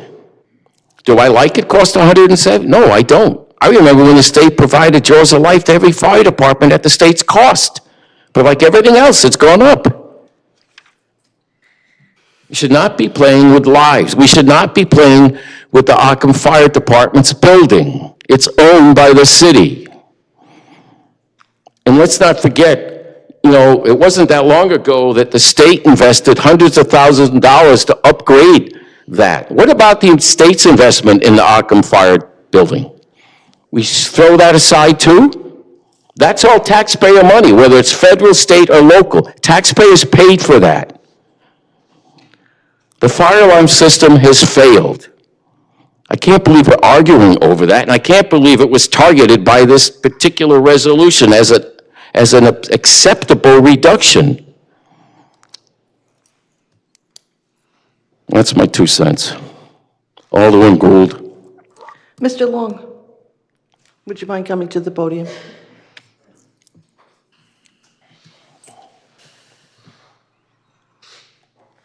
Just one quick question. Yeah. Do we have a comprehensive list right now of roofs that are failing or will be failing in the next 12 months? We do not. Thank you. Thank you. But, excuse me. You go. I apologize. We're going to, and I'm going to reiterate some of the things that the mayor said. We're going to argue about $35,000 that protects millions of dollars worth of fire trucks. I don't care if the city doesn't own the building. The trucks that are inside the building are owned by the citizens, the taxpayers of the city of Norwich. And if there's a fire there and those trucks get burned, where are we getting the money for those trucks? That's number one. Number two, as far as the Jaws of Life, the Halmacho tool, did you talk to Chief Allen and ask him why he needs $170,000? Because you just, who did you ask? Now, maybe it is true that Squad A's tool, hydraulic tool, is $100,000. But Squad A and the rescue are two different trucks. So they have to make sure everything has to be retrofitted to go into the rescue truck in Yantic for this particular hydraulic tool. And that is why it's more expensive, because I called Chief Allen and asked him why it's more expensive. I didn't go, Nobody knows, so I'm not going to support it. I asked him why it was more expensive, and that was the answer I got. This is a life-saving tool for people who live here, who work here, who go to a restaurant here, or it could be somebody who's traveling from point A to point B that doesn't even live in Connecticut.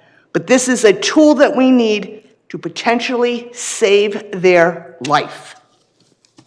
And I know leaking roofs are important, but Director of Public Works just said, we don't have a comprehensive list of roofs that are failing, so we'll have $125,000 put aside for an emergency roof repair. We also have an unrestricted fund balance. If we need something for a catastrophic roof repair, we also have insurance for a catastrophic roof repair. But we're going to argue over protecting Occam's Fire Department for $35,000? And we're going to argue about a life-saving piece of equipment for $70,000 because maybe we have a leaky roof somewhere in the city of Norwich. It's absolutely outrageous. Thank you. Thank you. Is there further discussion? Again, the amendment is to basically restore the fire alarm system and the hydraulic rescue tool balance of funds. Everyone clear? If so, roll call, please. Alderman Nash. Yes on the amendment. Alderwoman Hayes. No. Alderman Bettencourt. Yes. Alderwoman Gould. Yes. Singh. Yes. President Pro Tem DeLucia. No. Mayor Nystrom. Yes. Thank you. The amendment passes 5-2. Resolution 3 as amended. Is there further discussion? Alderman Nash. I want to say is that I appreciate them restoring the Occam fire and the hydraulic tool, but and the amendment trying to do the things that we need to do, and I commend them for trying to do that, but we're bleeding the volunteers, and I'm not going to support bleeding the volunteers. That's all. Thank you. Is there further discussion on the amendment as amended? Well, I have one. I really don't think we should play around with people on a dive team and their life. For a small amount of money like this, I think it's a slap in the face for the risk that they provide this city. And I remind you that the EMS services used to have a dive team that went out of existence at least 14 years ago. This is our dive team, our only response. It's members from Yannick and members from Taffel and others who volunteer. Again, there's that word. And we need it. We've had river rescues necessary. Unfortunately, they turned into recovery, if you recall, on the Shetucket. Do we want to lose a firefighter too? I don't think so. So I'm going to make and ask for an amendment to restore the 7872. And is there a second? I'll second that. Alderwoman Gould, second. Is there a discussion? Alderwoman Gould. Are you proposing to reduce the roof maintenance? Yes, it's a given. If you restore that money, it comes off the bottom line of that. Just asking for clarification. Thank you. I should have done that. I apologize. Yep, it would reduce the 105, 199 by 7872. The floor is still yours, Alderwoman Gould. No, I just wanted that clarification. Thank you. Thank you. Is there further discussion? Alderman Bettencourt. Not that I have anything against, giving these things to the fire departments, but in this particular case, I did talk to Chief Jenks at fair amount of great length today, and he did say that, he could make do this year with what he had in replacing parts, because they are available. But certainly, it's something they do need in the future, at the very least. They'd certainly want it now, if they can get it, but it's not an absolute must. Thank you. Is there further discussion? Alderman Singh? I just need to know what was the total on roof maintenance to numerous city building. I remember it was like maybe $800,000. I don't know if Josh, you can. I believe the request was $800,000, but It was not nothing funded. was funded in the tentatively adopted budget. Nothing was funded No. at all? No. Okay. Thank you. Thank you. Is there further questions on the amendment? Question for you, Josh, then. The $800,000 request, was that to create a sinking or dedicated fund for future needs to avoid bonding? Yeah, I think it was to have funding available for if and when, a roof would unexpectedly need to be replaced, or to plan for large roof replacements in the future.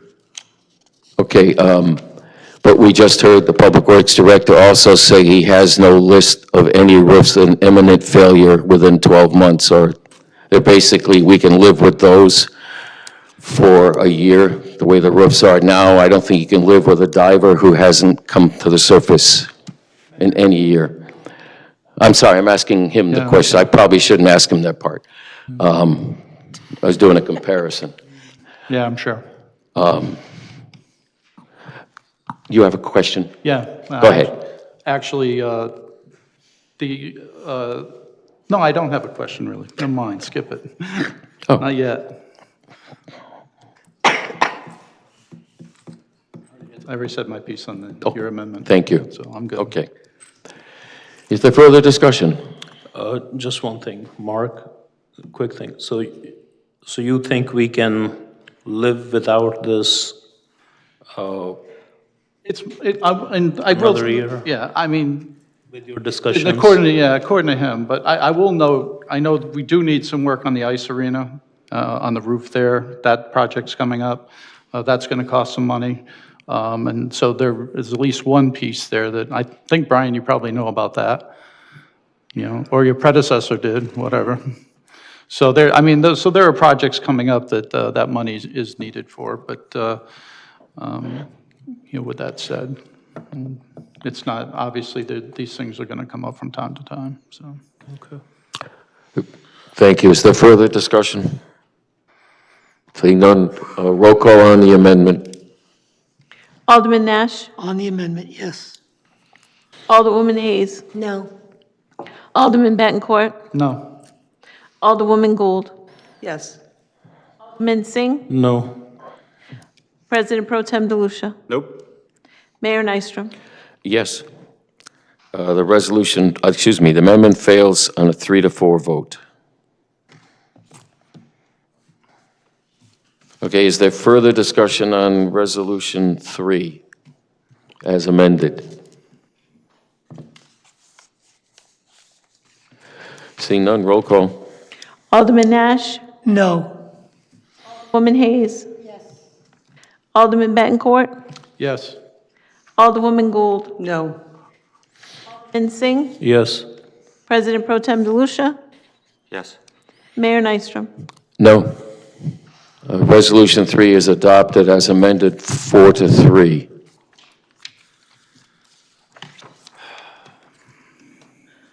Resolution number 4, relative to the adoption of the budget for fiscal year 25-26.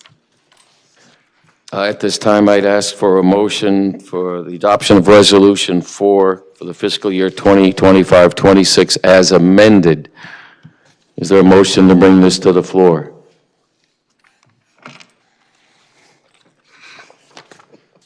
Alderman Singh. Is there a second? Second. Is by our pro tem. The budget is before us. Is there further discussion?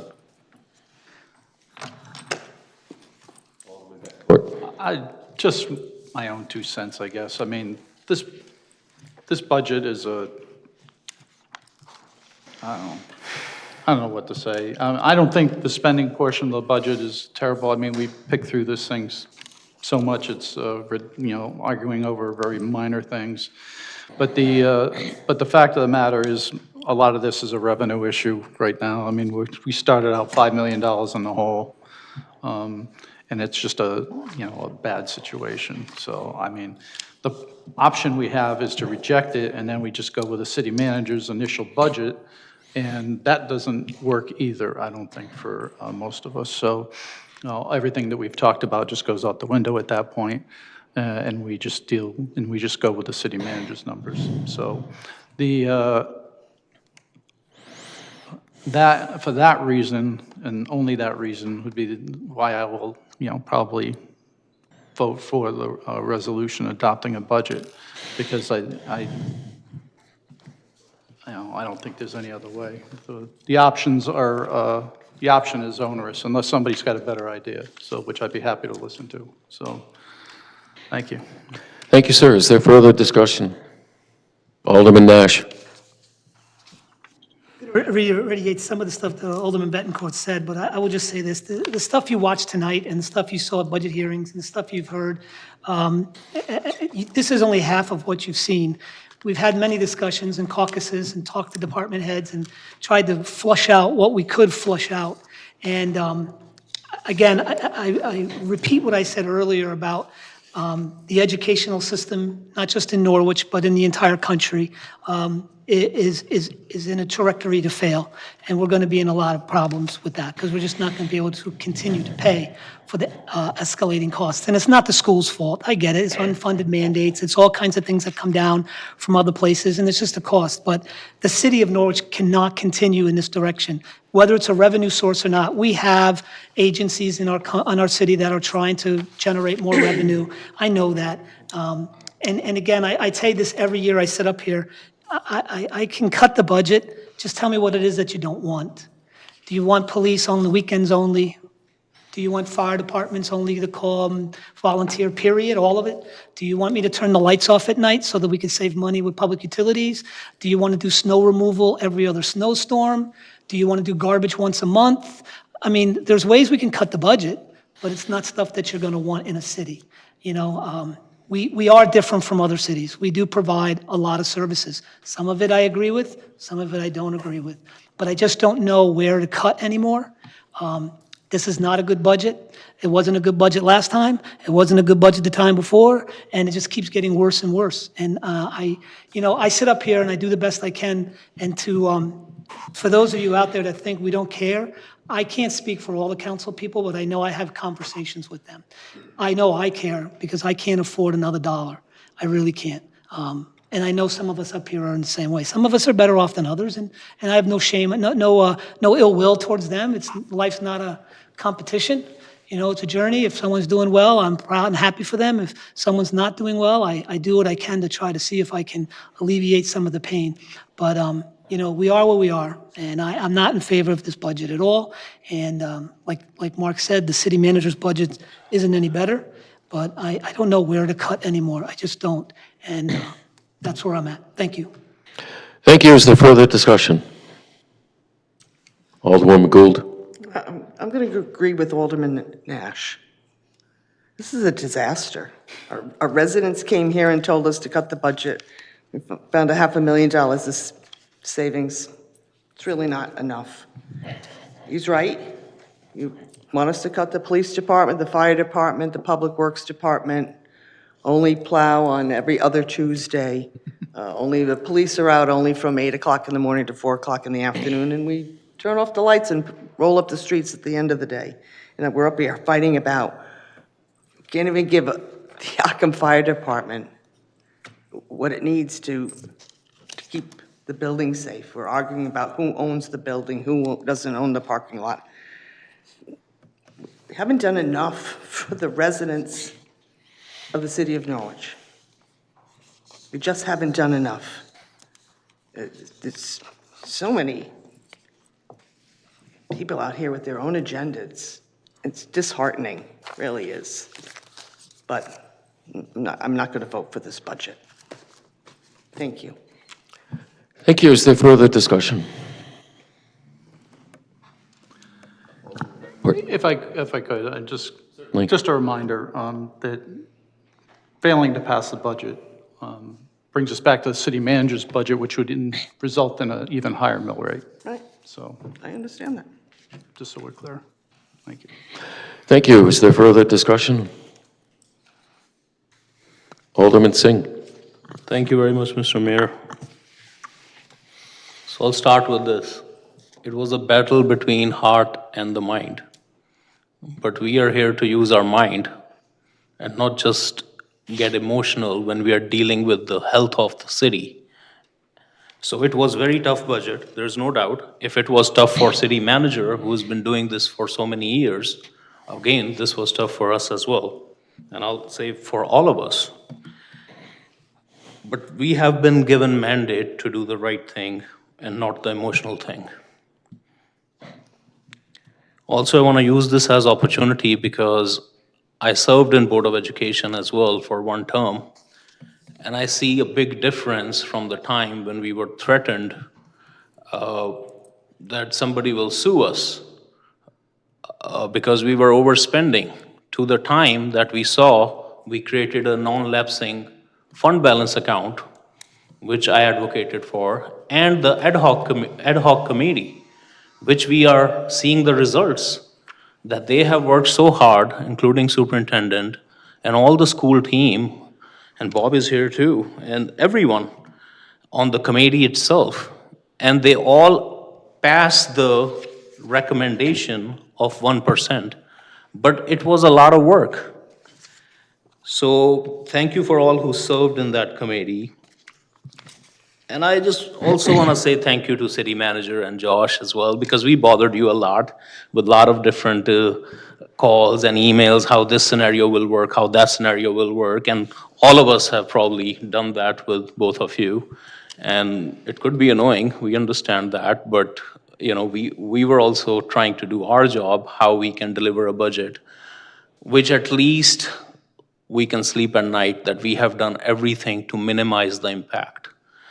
So thank you for all your work as well.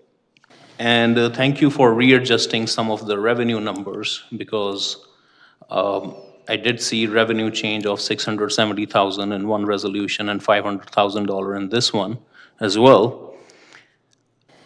And on top of that, we just voted to cut another $500,000. So if this budget don't pass, you'll be paying more taxes. I don't want to pay more taxes, no matter what somebody say about me.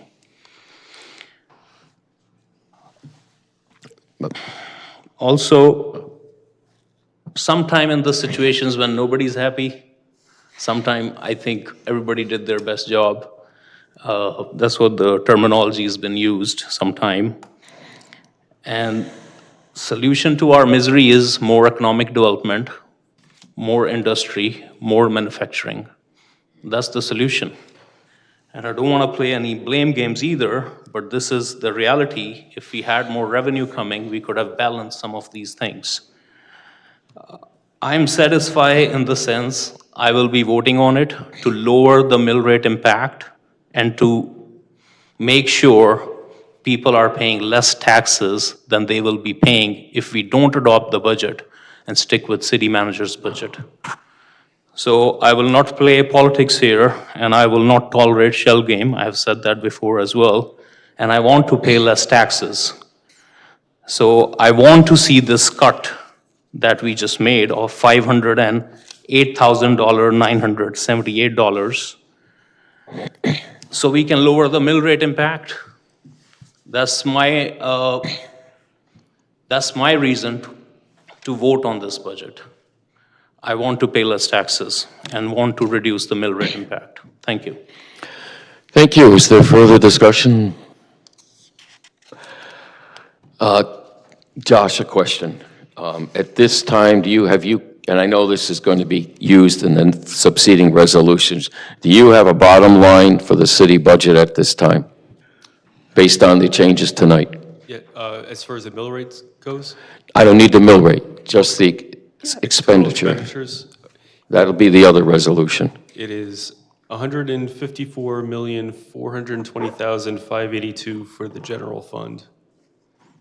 And the town and city expenditures haven't changed. They're Do you want those figures also?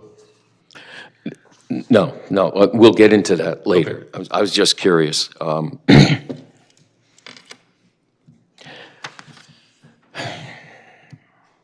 This budget, as amended, will increase the tax rate above last year's level. The voters asked us to reduce spending. They asked for no increase at all. They're still hurting from the increase authored last year. That was on top of a revaluation that punished residents here in the city. There's no other way to describe it. It was punishing. The shift was enormous. We all felt that. But they asked for no increase. I don't want it being reported that this cuts the budget. It does not. This requires a mill increase. It does. That's just the reality. We did cut $500,000 roughly tonight, but out of $154 million, that's what, 1 out of 300, a buck for 300 ratio, roughly, if you do the percentage. That's not what they asked for. They asked for some relief, and we're not providing that. Years ago, in another time, it seems, I remember we ordered the city manager to cut the budget 5%. And he did, because he had to. It was a 5-2 vote. And that saved $6.1 million over that 2-year term of that particular council. And that was a new spending request. Let me make that clear. It's almost impossible unless you're totally eliminating positions, departments, to lower the kind of spending that the people really would like to see. But they do demand services, so we're not doing that tonight. But make no mistake, we're increasing the cost of living in this city right now by this budget. And I too will be voting no. Alderman Gould? We have a revenue problem in the city of Norwich, and the revenue problem is the mill rate. If we keep increasing the mill rate, we are forcing seniors to make terrible, terrible choices on whether they're going to get medicine or food or heat. We're making young families make terrible choices about staying in Norwich, going someplace else. We're making the middle class think about, well, should I be leaving Norwich and looking for some other place to go? These are god-awful choices. And this is not emotional, this is the reality. The people who came here and spoke to us for 3 different nights all said the same thing. Reduce my tax rate. We haven't done it. This doesn't do it. The mill rate is still going to go up. Kevin Brown has worked very hard. The mayor's worked very hard. Norwich has a lot of challenges. Economic development in a city this old with the challenges that we have downtown, it's a heavy, heavy lift. And we have been very fortunate that we have been awarded grant money, and we go after this grant money, and we spend the grant money correctly. But we have to listen to the taxpayers who pay our salaries. We have to hear them. They are in tremendous need of relief. And this budget, as tough as it doesn't do it. It doesn't give them enough relief. And again, I will be voting against it. Thank you. Is there further discussion? Roll call then, please. Oh, I'm sorry, your hand didn't go. Right. So, the least to say, and I guess this evening has just been a whirlwind. But I hear my colleagues here talk about this budget isn't doing what the taxpayers asked for. There were proposed amendments tonight to the budget, but I don't see any amendment that came in for $5 million to cut the budget. Everybody has an opportunity to put forward $4 or $5 million worth of cuts. Now, so if we want to do what the taxpayers tell us to do, then my suggestion is we stop, because I was told we have until midnight tonight to pass a budget, and then we sit down and come up with $4 to $5 million worth of cuts that everybody's going to agree to cut, to give the taxpayers what they asked for.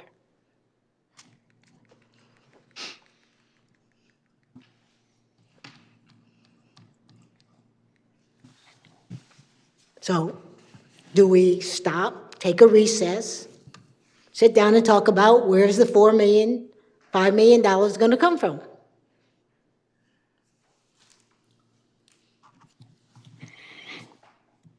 Are you making a motion? I will make a motion. Is there a second? Go for it. Motion is seconded by Alderwoman Gould. Is there discussion? Now, the motion here is to recess for the purposes of, Finding if the real goal, and I heard 3 of you say that this budget is not doing what the taxpayers, and that's why you're voting no, then let's collectively find the $4 to $5 million that the taxpayers have come and you have said that they deserve to have. Let's sit down and find the $4 to $5 million so there's a 0 tax increase. Collectively. Can't be collective. Well, however, you come, you negotiate, you come back.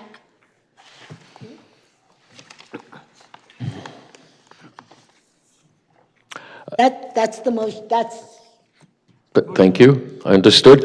Is there further discussion on the motion to recess at this time to discuss further cuts in spending? Alderman Nash? I understand the spirit of the amendment, of the motion, and I have no problem staying here till midnight to come up with $5 million in cuts, but the police department won't like it, the fire department won't like it, the public works department won't like it, city hall won't like it, the schools won't like it, and none of the council people up here will agree with it. We couldn't even agree on $35,000. What makes you think we're going to sit in a room and come up with $5 million?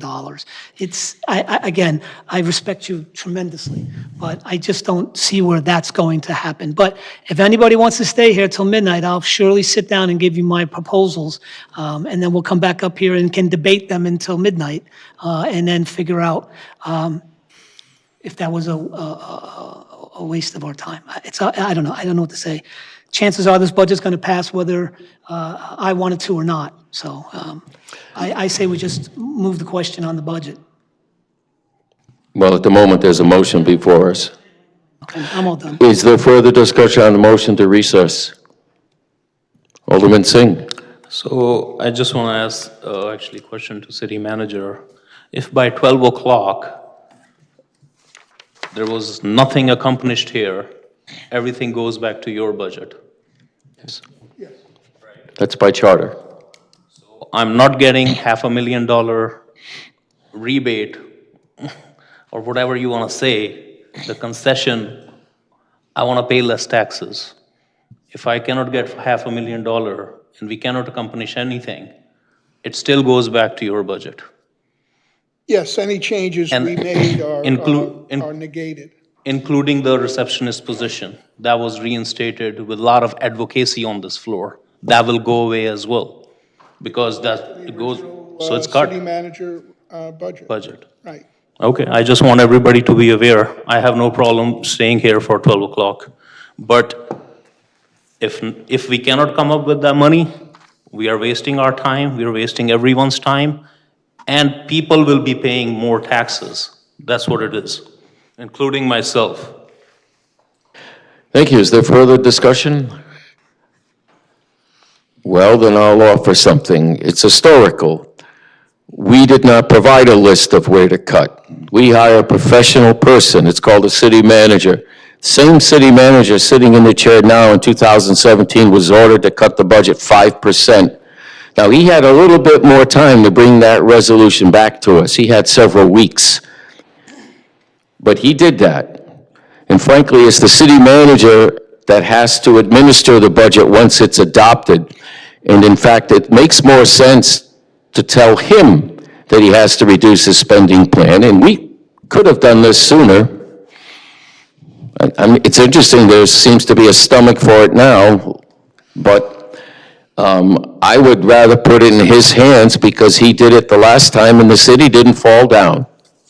And it reduced spending by $5.1 million. In 2016, there was a $985,000 savings.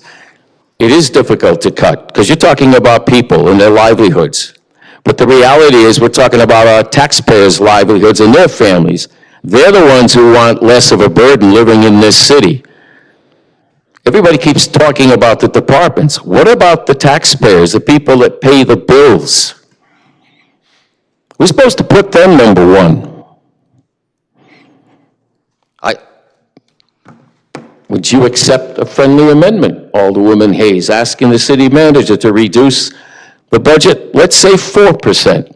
That's a $6 million reduction in spending. Would you accept that? Okay, I'm a bit confused because, as you said, things could have been done earlier, but no one up here, the 7 of us, did not ask. We adopted a budget May 5th, and if my understanding is wrong, we adopted, so it was no longer the city manager's budget, it's our budget that we tentatively adopted. Am I correct in my, Could you repeat that last sentence, please? that on May 5th, when we voted to adopt the city manager's proposed budget as we amended it before we adopted, that budget became our budget? Is that? That is correct. That was the final result. Okay. So then why isn't it incumbent upon us, since it's now our budget, the 7 of us, to find the cuts? If we, based on the statements that I heard my colleagues state, why isn't it upon us to then come up with the cuts? This is the process. This is what happens every year in this city. It's by design, by the charter. The council is the authority who passes or fails a budget, Right, whether right. it's this budget or any prior year. No, I understand that. I'm saying since we adopted the budget, my understanding, the budget is ours. When we adopted it in May. It's considered ours. Yes. So you're asking me now to revert back to let the city manager come up with the cuts, and I'm saying the budget, as we adopted it, belongs to the 7 of us. I don't look at it that way. I look at it as asking our city manager to reduce the spending plan for what is the council's budget at this time by a value, not to exceed, in this case, 4% of $154 million and change, which is roughly $6 million of reductions in spending. It's still our budget. It's not his, again, doesn't go back to him. I mean, we had $1.7 million in reductions in spending on May 5th.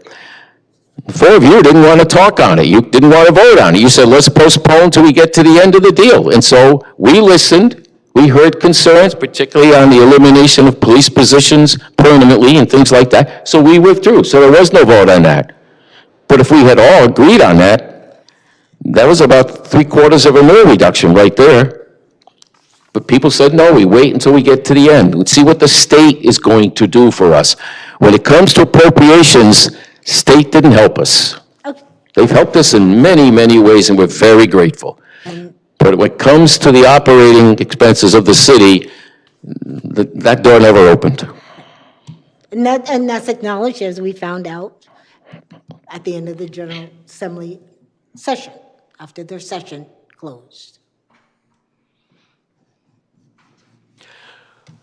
Well, that was a suggestion. I mean, it worked before, the city continued on, we didn't fall apart, we saved money, and I'll tell you what happened, the mill rate in 2015 was higher than the mill rate adopted in 2017.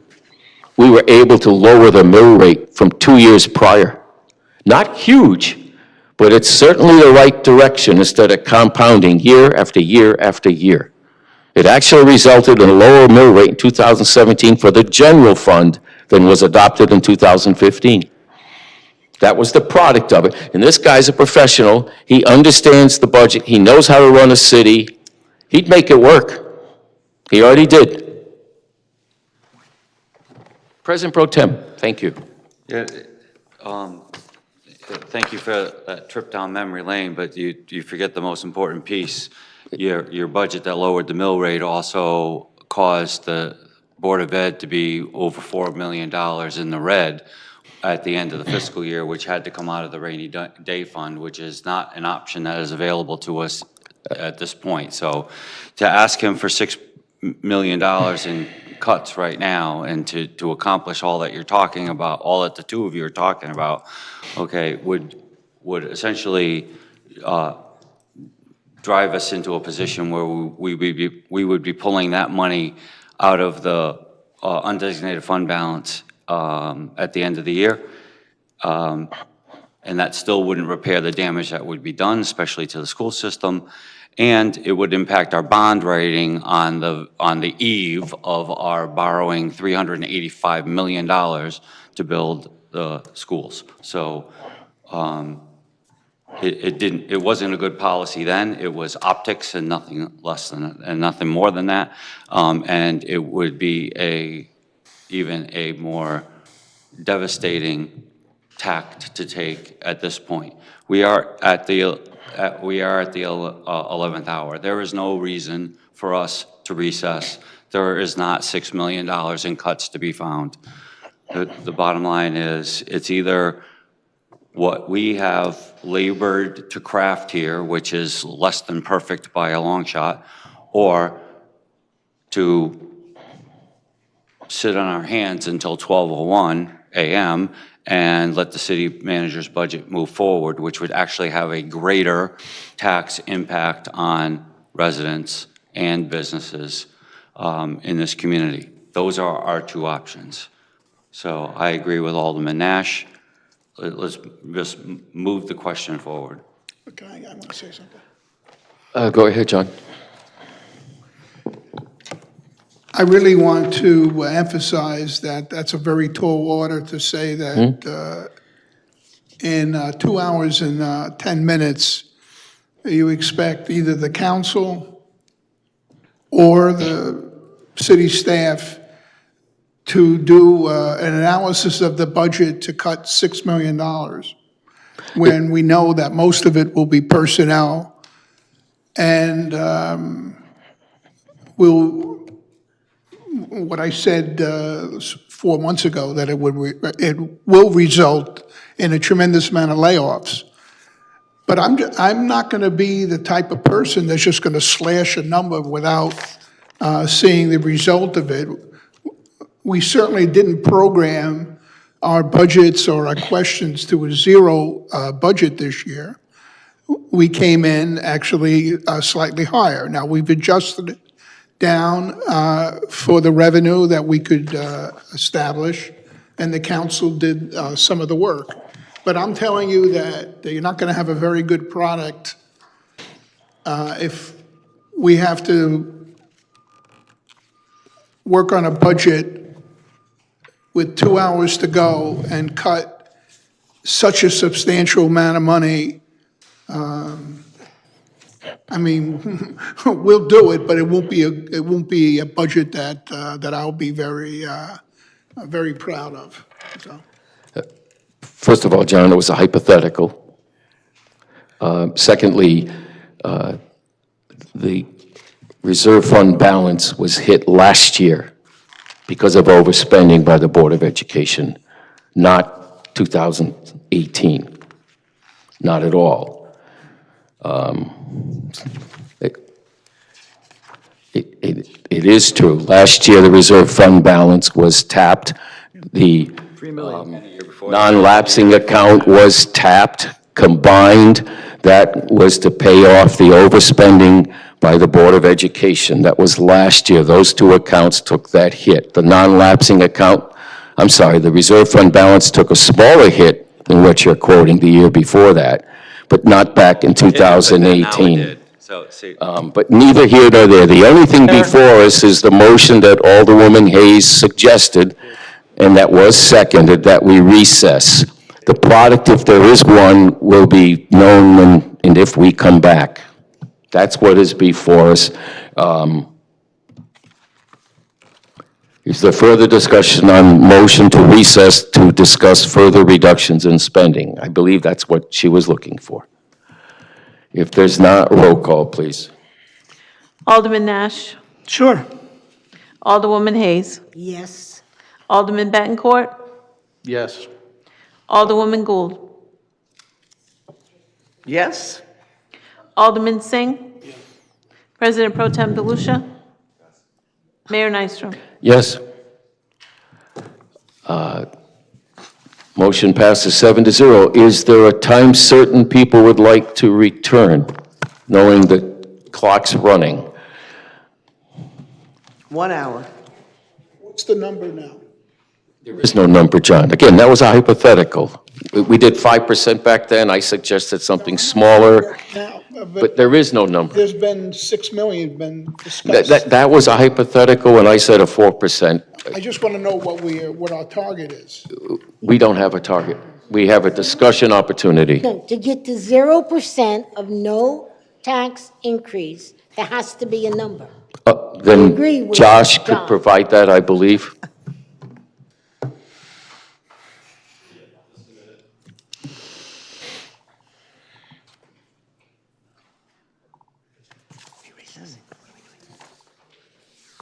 Negotiate, you guys are Good fun. We get a $5 amount. I thought we were recessing. I'm trying to get a hard dollar on it.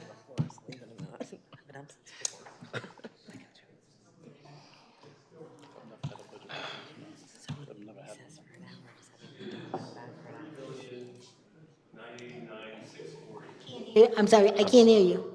$4 million bucks. Roughly? 4 million. Yeah, approximately 4 million.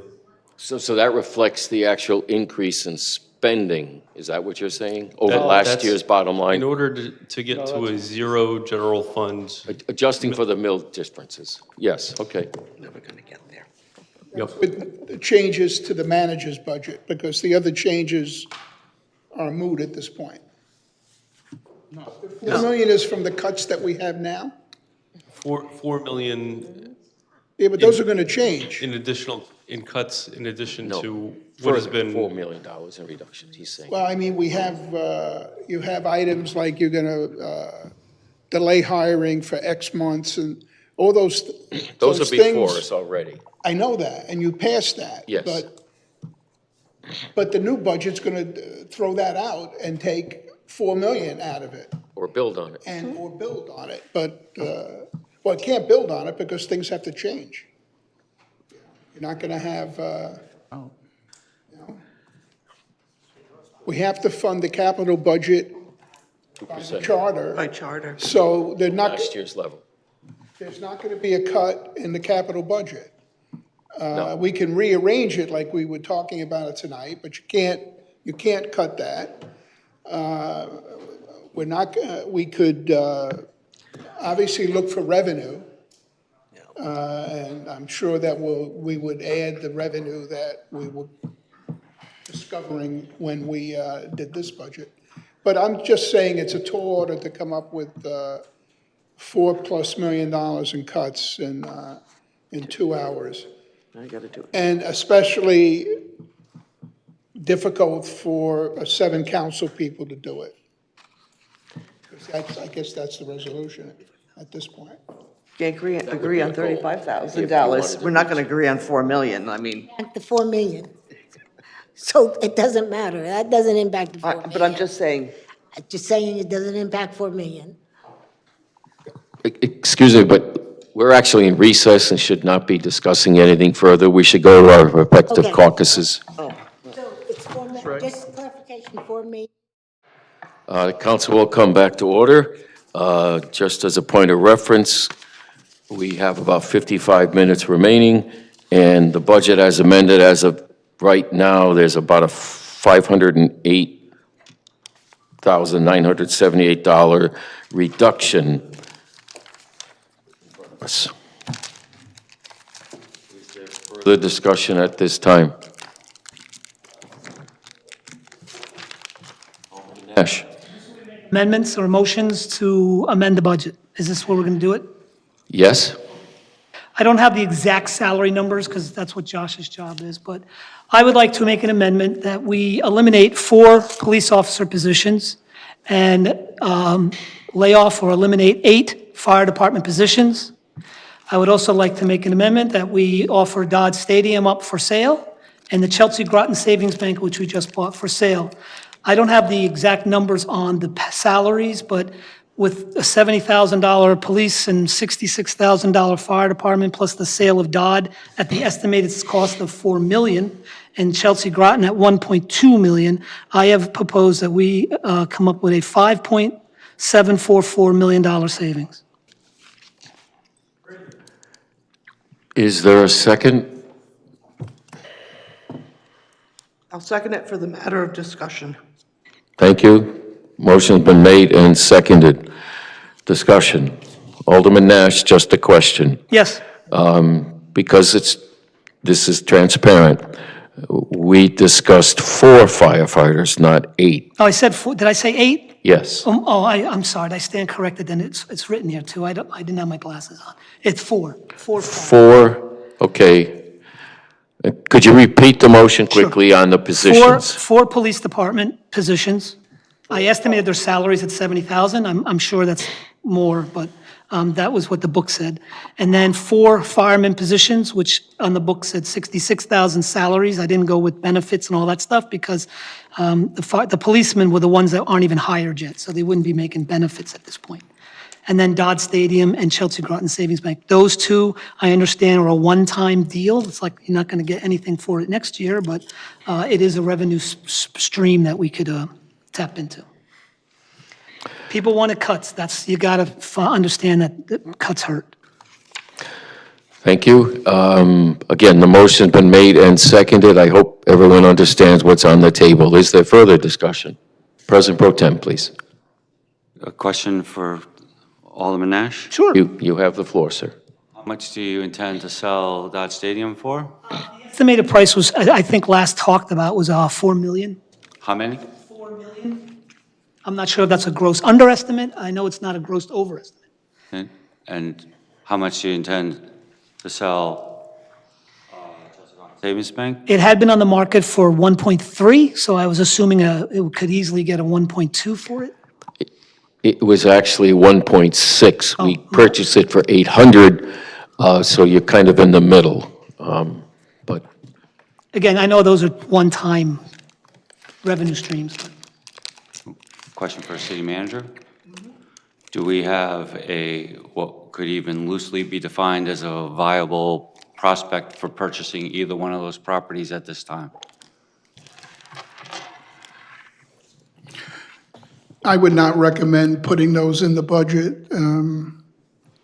As much as it would it would make it easier to get to the $4 million goal or no tax increase. They're purely speculative at this point.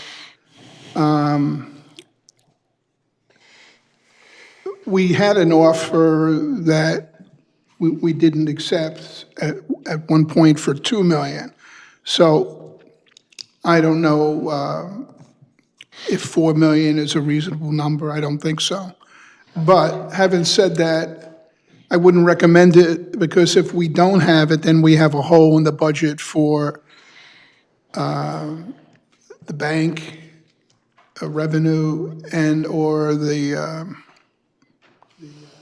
stadium. Now, even if we did sell it, then it's a one-time revenue shot. So Totally then agree. next year, we're starting off $2.5 million in a deficit situation because it's not revenue that you can reoccur. You know, it's only going to be sold once.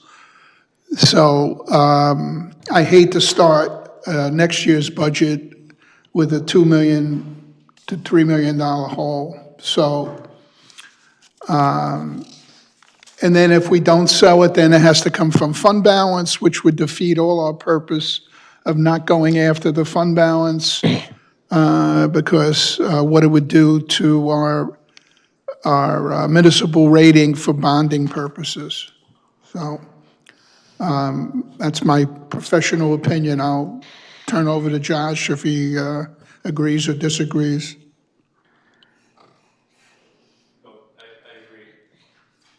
I agree. Like, 4 million would be kind of a stretch. You know, trying to start and finish a sale inside of a year, that would be kind of high. So it sounds good on paper because it balances the budget, but the reality is it may not come to fruition and put us into a worse situation or get us back into a situation the following fiscal year that we're trying to avoid, a duplicate of this year. So that's my comment on that part.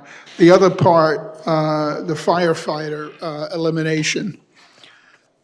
I would recommend against that because, as you all know, we have a minimum staffing clause of 13. And by the time we replace those firefighters, having 4 down, remember the 50, 56, 52, 56, what's the total table of organization, Chief? If you take 4, remember 13 is what we have at full staff. So if you cut 4, you're going to guarantee that you have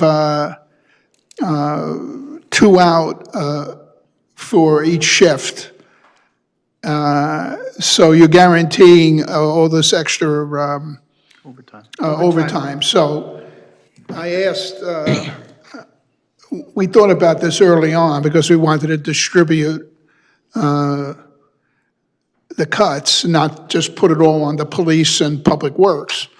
But it neutralizes itself, so you cut 4 positions, but you do not save any money.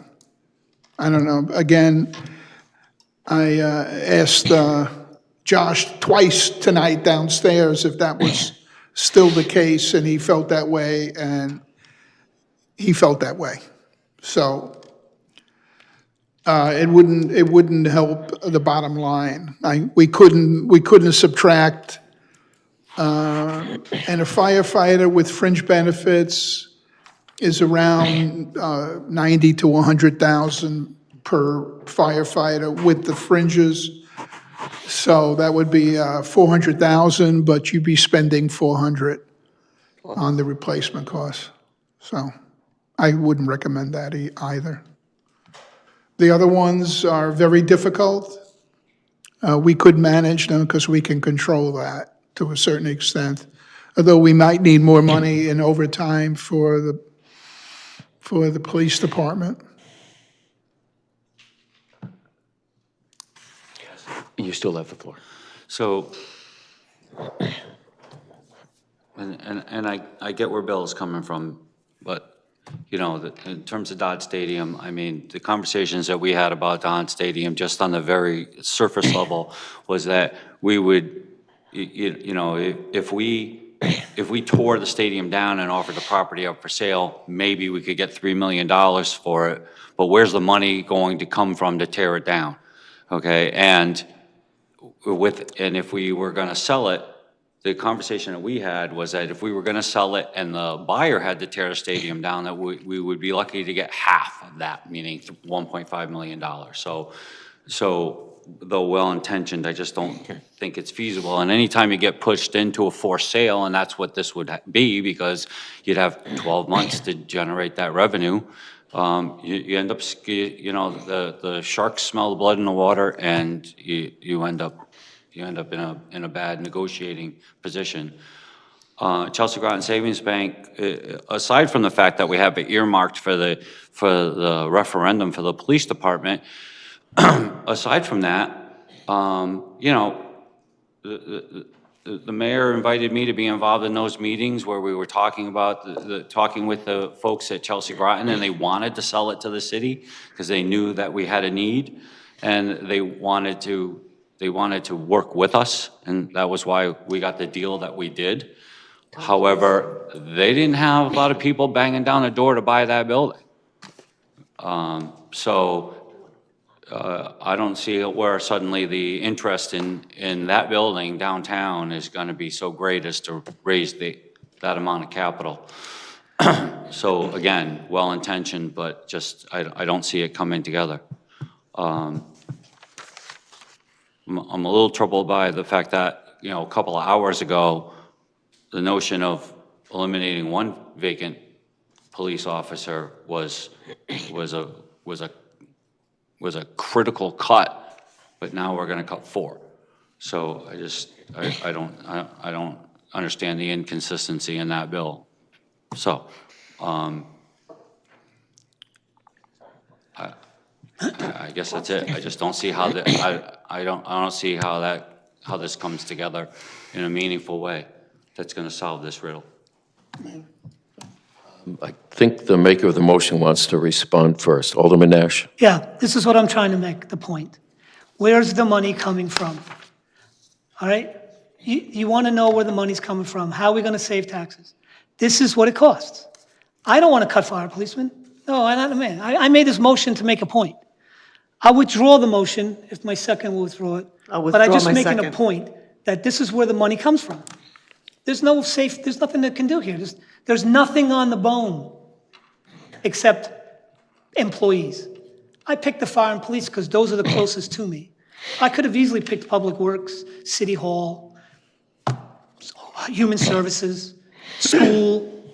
Could have picked any other budget, but I picked the 2 that mean the most to me because I wanted to make it a point. I know that the Dodge Stadium and Chelsea Groton were one-time revenue streams that weren't going to repeat next year. I knew that. But there's right there, even if it's $2 million for the Dodge Stadium and $1 million for Chelsea, there's $3 million right there. The point is, there's nothing on the bone to cut. Maybe $1 here, $1 there. I don't know what the Democrats have. I don't know what anybody else has. I just know what I came up with. And I knew it wasn't going to fly because I don't want to cut police. Because the city needs to be safe. The fire department needs its proper staffing. So I would like to withdraw my motion. Second? Withdraw. Not before us. Is there further discussion? Alderman Bettencourt. Could I ask the city manager if you have any suggestions as far as how we might accomplish this goal at this point?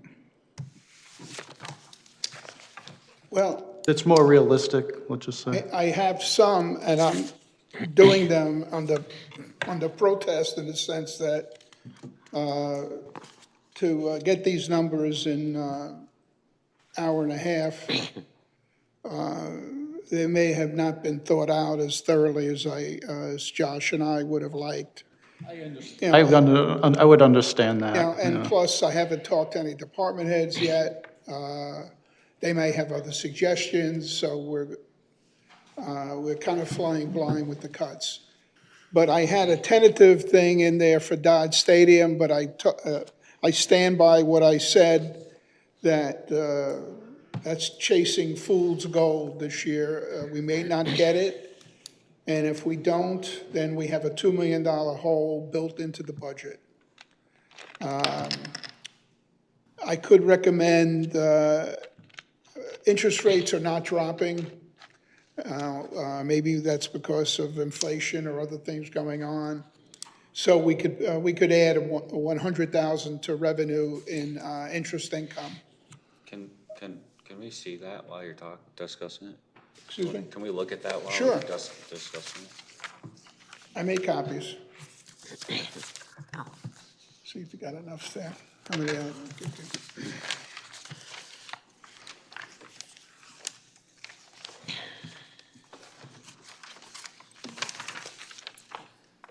Just got one? Get them all down. That's something I would do. Thank you. Okay. Then we recommended a cut in a revenue collection clerk, which, again, that's kind of cutting your nose to spite your face because they're the ones that bring in the revenue. We would cut the vacant blight officer, or the other one, which would be a layoff. As was discussed tonight, the secondary position can't do many of the things that the blight officer is certified to do. So from an administrative standpoint, it's not good. Then I would cut 5 vacant police officers out of the budget, 3 vacant laborers out of the budget, a small cut to public works, street maintenance supplies, cut human services caseworker, and the Norwich Public Schools would cut them to a 0 increase. So that comes up to the 4 million. But the 2 million I don't recommend at all, and the other ones I really don't recommend, but my duty was to try to come up with some numbers that made some sense, and I've done that, although they don't make 100% sense. I was very reluctant to cut the school budget. I think it's a reasonable budget and the lowest increase that the schools have gotten in many years. And I appreciate how they worked well with the council and myself. So it's only done to fill in a number, as you can see. So I really think it's about a $2 million cut, or 2.9 rather than, or 1.9 rather than 3.9. And even then, I don't recommend these. I'm just suggesting them if we want to get to a number. Well, if I may. Please, go ahead. I'm sorry, I don't even see it as a $1.9 million cut because it also hinges on selling Dodge Stadium for $2 million. So. I didn't put in put in at all the Chelsea Bank. That would eliminate a chance for a referendum this year, and I don't know if you wanted to do that or not. That's a big decision to take place in an hour before the budget's due. That's a totally different topic. It is, but it's something that's relevant to the budget, because at that point, then you'd have to come up with another site, by November. So that's why that's not in there. So those are the numbers. While people are musing over that, is there other comments? Well, I'd be interested to hear what the other caucus is proposing, if anything. I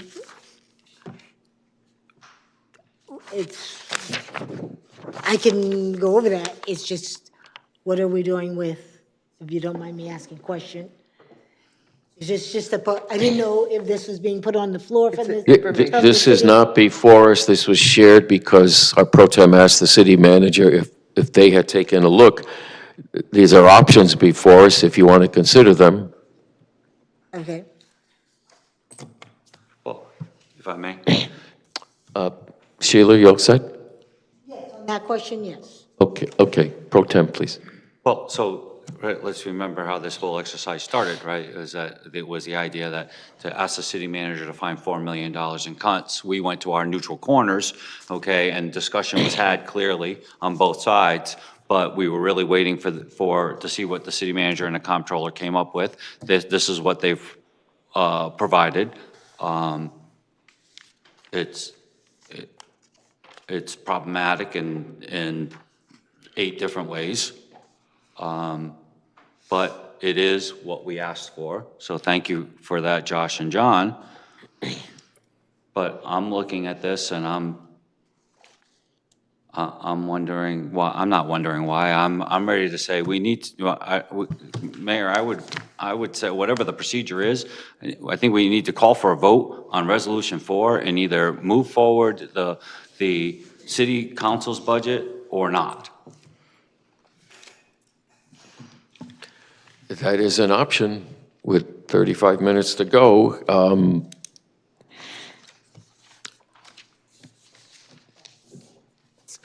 Question was, I'm sorry, Alderwoman Hayes, did you have? No. I did not know that was what the pro tem, I heard him say calling for something. I didn't know what the status of what he was requesting resulted in. Well, in the interest of letting people be heard briefly, Okay. I would not want to cut off debate. Does anyone have anything else to offer at this time? Okay, that's what I was just making sure that that's not what was happening. Okay. So as with my good councilman sitting to the left of me, Councilman Nash, so this is not coming from a caucus. I looked at how could I somehow come to get anywhere close to the 4 billion. I didn't get exactly close to the 4 million. I did a 3%, and I didn't do it all across the board. I was trying to be mindful of not including the volunteer firefighters and some of the smaller departments that those kind of cuts would actually just about devastate the department. Similar to Alderman Nash is when you look and focus on the larger departments, you're talking about devastating. 5 vacant police officers, and then if you go to the 5%, you're talking about the 10, almost the 11 vacant police officers. That's to the level we're talking about. So finance would have to, at 3%, finance would be close to 65,000. At 5%, close to 110,000. I'm rounding the numbers up. Planning, neighborhood, and services at 3% would be close to 45,000. At 5%, close to 75,000. Like I said, police, you're either going to do 560,000 or close to 950,000. I did do central fire, that's about 100 and, I'm sorry, at 3%, it's 80,000, at 5%, it's 135,000. Dispatch is 45,000. 3%, 5%, it's 75,000 approximately. These are approximate numbers. Can't do approximate now. You want them to be exact? Yeah, we need to talk, and we need to talk about numbers and positions and stuff. So. I can't hear these cuts. Okay, so Do you have it written down? I can't hear all your, I don't have my hearing aids in tonight, so Okay. I can't follow it. Let me do the 5%, let me just do the 5%, because I'm going to arrive at the same conclusion that Alderman Nash arrived at. It's an exercise to tell you how deep these cuts are going to hurt. If we go to get anywhere close to a 0% increase. Okay, at the 5%, I'll take the higher number and give you the exact. At 5%, it's $107,669. Planning and Neighborhood What, Services I'm sorry, at 5%. all right. 5% from what department are you talking? Finance. So you're proposing a 5% cut to the finance budget overall? Yeah, I'm just giving you the, yes, overall. Planning and Neighborhood Services, 5% is $72,962. Police Department, it would be $934. I'm sorry, $934,812. Central Fire is $133,498. Dispatch, $74,042. Public Works, $666,333, $666,333. Human Services would be $99,435. And I cut the Board of Education in half at $478,405. That's a total of $2,567,156. And the total? In total of just those, just the, No, what is the total sum? is the total sum. He heard you. $2,567,156. That would just, that, and again, it's the impact. It's going to devastate every department in the city to go, to get anywhere close to the $4 million. I don't believe the selling of buildings is going to help the city at all. Whether it's Chelsea Garden or Dodd Stadium, I don't think that helps. The only other area that could help, but that would take the city manager to want to recommend if there was any other increase in revenue.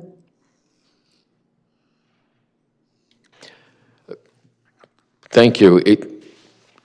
You recommended that. Yeah. Was that not a motion, then looking for a second? I can make it as a motion and put it on the floor. All I'm saying is it's results in the same, basically the same thing Councilman Nash, but I'll make it as a motion. So it is officially a motion. Is there a second? I'll second it for discussion, if you wish that. No one else will, but do you wish to discuss it further? No, I said it makes the same point. I'll just reiterate, it's making the same point Councilman Nash made, that you're talking deep cuts, whether it was Councilman Nash, but he withdrew his motion. You're going, if you want to get anywhere close to a zero or a very small mill rate increase, it's going to be deep, devastating cuts to the city department and the Board of Education. So I can withdraw my motion as Councilman Nash did if the second wanted to withdraw. But before that happens, the city manager wanted to be recognized. Do you wish him to comment or not? Oh, he can, yes, before I withdraw, yes, he can comment. John, please, and I know we're be running concise. very late. I didn't hear all the itemized cuts. I know you mentioned fire. Did you mention fire as, do you have a list? Yes. You do have a list? That would be helpful. Thank you.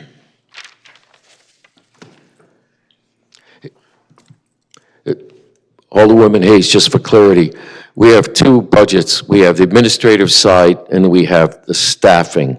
It was, Staffing is your reference? it was the central fire. No, but there are two sections of the budget where it's funded separately. 'Cause Yes, the staffing. So it's not the positions deemed to be a citywide benefit. The chief, the battalions, and all the administrators, I'll use that Isn't term that the loosely. central fire, the two? There's two different budgets. But No, not the fire, not what comes out of the CCD. then you're talking administration. Administration, that's what I'm saying, it's listed in here as Oh, you are talking. fire central. Okay, you're talking Okay, administration. I'm Okay, taking it right from the budget book. I got you. Yes. Thank you. So that wouldn't affect the quote Manning? No, that's, no. Well, No. actually it does. There's a battalion chief at each group. But I'm not talking about what gets funded Gotcha. out of the CCD.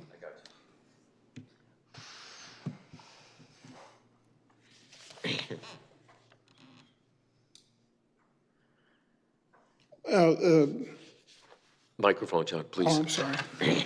The cuts to the police, at 5% would be higher than mine, so it's like, it would be eliminating more police officers than mine, and mine is reluctant. Fire Central, if it's not personnel, that's a lot of money to cut out of other items within the fire department. A clarification on dispatch, that would be eliminating a dispatcher, because we already eliminated the supervisor dispatcher. Yes, sir. This would be an additional, Yes, we don't have a vacancy there now, right? I don't believe so. I believe we have a vacancy. We have one Oh, you do? vacancy in dispatch? One or more, yeah. I would highly not recommend that. We have a hard enough time staffing with the amount that we have now and mandated overtime. I just think that's a public safety issue that is difficult to address. That's why I didn't go there. This would be 3 layoffs in Public Works, more than, because this is about double, well, not quite double, because I had 3 laborers for 166, and Public Works, I would have to cut 666,000. So I have to come up with another $500,000 in Public Works, which would be layoffs, because most of the big items are pretty mandated, like the solid waste disposal, tipping charge, the fees that we pay to our hauler to collect the refuse and the recycling. So that's the problem with doing 5%, because it cuts across things that maybe can't really do 5%. That's why I'm always reluctant to do 5% targeted increases. So my comments on that. Said, I am willing to withdraw my motion, as Alderman Nash did, is that you see the devastation of the cuts. Does the second withdraw? I do. You're the second. You with us? Be funny, it's late. It's getting, everybody's punchy. So the budget as amended before us, I have a question for the comptroller. The undesignated fund balance, the projected increase is between 1.4 to 1.8. It's less than half an hour before the budget goes to bed. What is that amount going to be? And how are you basing that decision? How much, The increase you had pegged to go into the account. The increase in the fund balance that you're proposing. You're projecting a 1.4 to 1.8. yes. Do you have a number now that's certain? No, I don't. It's still in that range. It would put us in the 14% range. 14.3, your memo says. Yeah. So you can't tell us tonight then No, it's, it's still a projection. We still have to, another month or so of bills to deal with, and we don't know exactly what we're going to get for revenues in the next, It's still fluid. few weeks. That's why you gave us a range. Thank you, just for clarity. Is there further discussion at this time on the budget as amended? Betancourt, you look, Just based, what the city manager gave us, I mean, there are some of these things here that, I mean, we could probably make a decision on. But again, what he's talking, I do have I have some serious concerns regarding police protection about losing the number of people actually on the street, and that's what that cut would represent. Additionally, the laborers, personally, I'd like to see my street plowed at some point, but, I mean, those are the kind of things that, that we're looking at here. I don't have a problem selling Dodge Stadium, I'll tell you right now. Whether we could have realized 2 million or not, I don't think so, but I think $1.5 million might be a more realistic number to give us a shot at doing something there. If we wanted to include that, I think we could do that. I certainly don't want to cut a revenue collection clerk. I don't think that makes sense. Or the blight officer, because we need those. But, I mean, the maintenance supplies, if you think we can pull that off, fine. And the caseworker, I think that's half of a caseworker position, right? Is that what you're? Right. So, not, and save the opioid funds, I guess that was the idea there. And if we cut the school budget, we're gonna be coming back, hi, Josh, we need another $1 million out of the fund balance next year, So let's talk about that. But so none of those are realistic options. The only realistic options really are, selling Dodd, selling Chelsea Groton maybe. Obviously, the interest income, we could add that back in. That's an easy add, I guess. Am I wrong there, Mayor?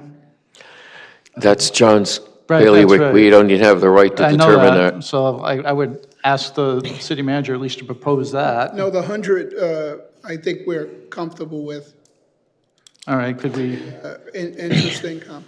propose that? How is that? What's the mechanism? In accordance with the city manager, I would motion to add the $100,000 in revenue off of page 49.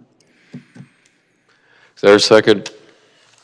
Second by Alderwoman Gould. Is there discussion? John, do you want to briefly repeat?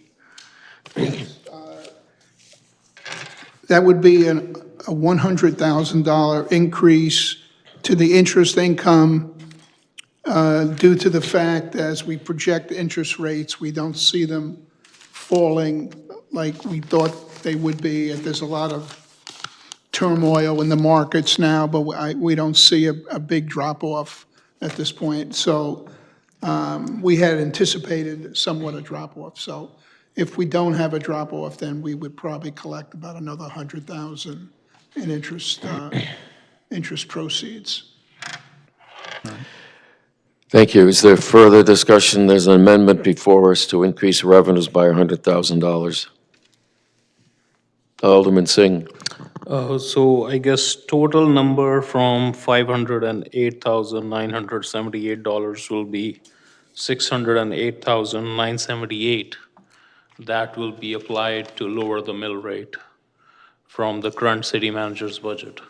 Right, this one would actually go add Yeah. into the revenue category, so it would. It's not a savings. So the revenues that were increased during this meeting so far are 500,000 plus the 100,000 for 600,000, and the total cuts to expenditures so far at this meeting are 508,978.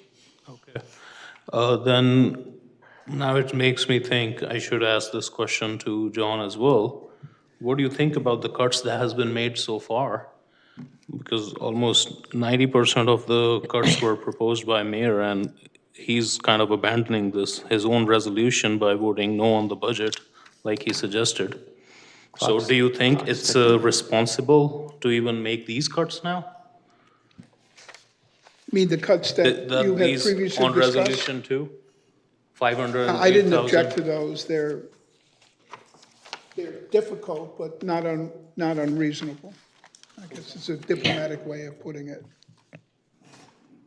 I try to work with, different department heads as well, and, to make sure, because they know their departments. But that makes me now kind of reevaluate all these other things that you think they're not responsible things to do, even though you have suggested. But you're okay with these cuts so far in 508,000? Okay. I'm just going to have to comment briefly. As I recall, I know Resolution 2 as amended passed, and I believe your vote was for that. So I don't really understand that other comment, other than to say that it is difficult to cut, but think about what our taxpayers cut out of their family lives and whether they even have the opportunity to save, because right now they don't. Our job isn't just here to fund government. It's not. We're supposed to look out for the taxpayers too. And as difficult as it has been this evening, that's where we're at. Cutting $500,000, no, it's not enough, but you still got to take it. Don't diminish its impact. Well, that's Still what a I'm savings, saying. and that's what we're supposed to be doing here. So, time is running short. Is there further comment on the budget as amended at this point? There's an amendment on the floor right now. To increase the For the revenue 100,000? estimate. On revenue, yeah, okay, I apologize. Yep, I'm tired too. Is there further comment on the motion to amend the revenue estimates? If not, roll call. Alderman Nash? Yes. Alderwoman Hayes? Yes. Alderman Bettencourt?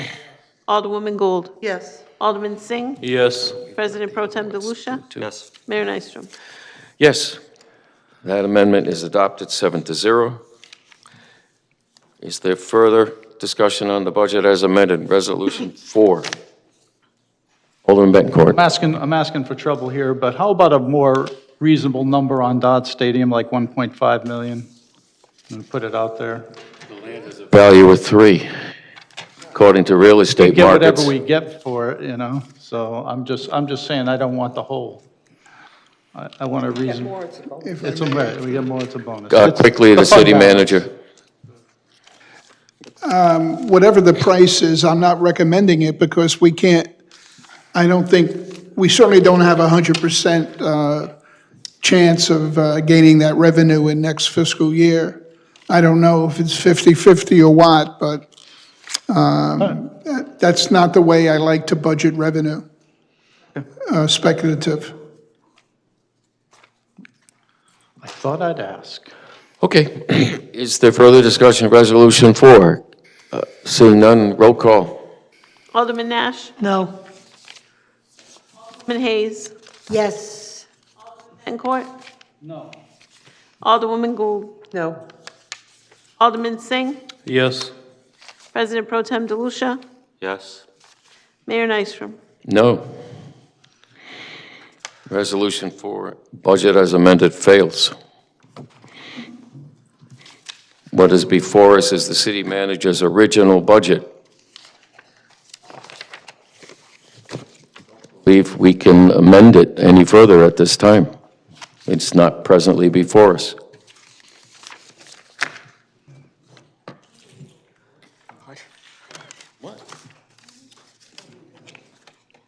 Resolution 5. You're going to increase the budget if you go with mine. I have to take what the votes took. I can't. I would ask for a reconsideration. I'll motion for reconsideration.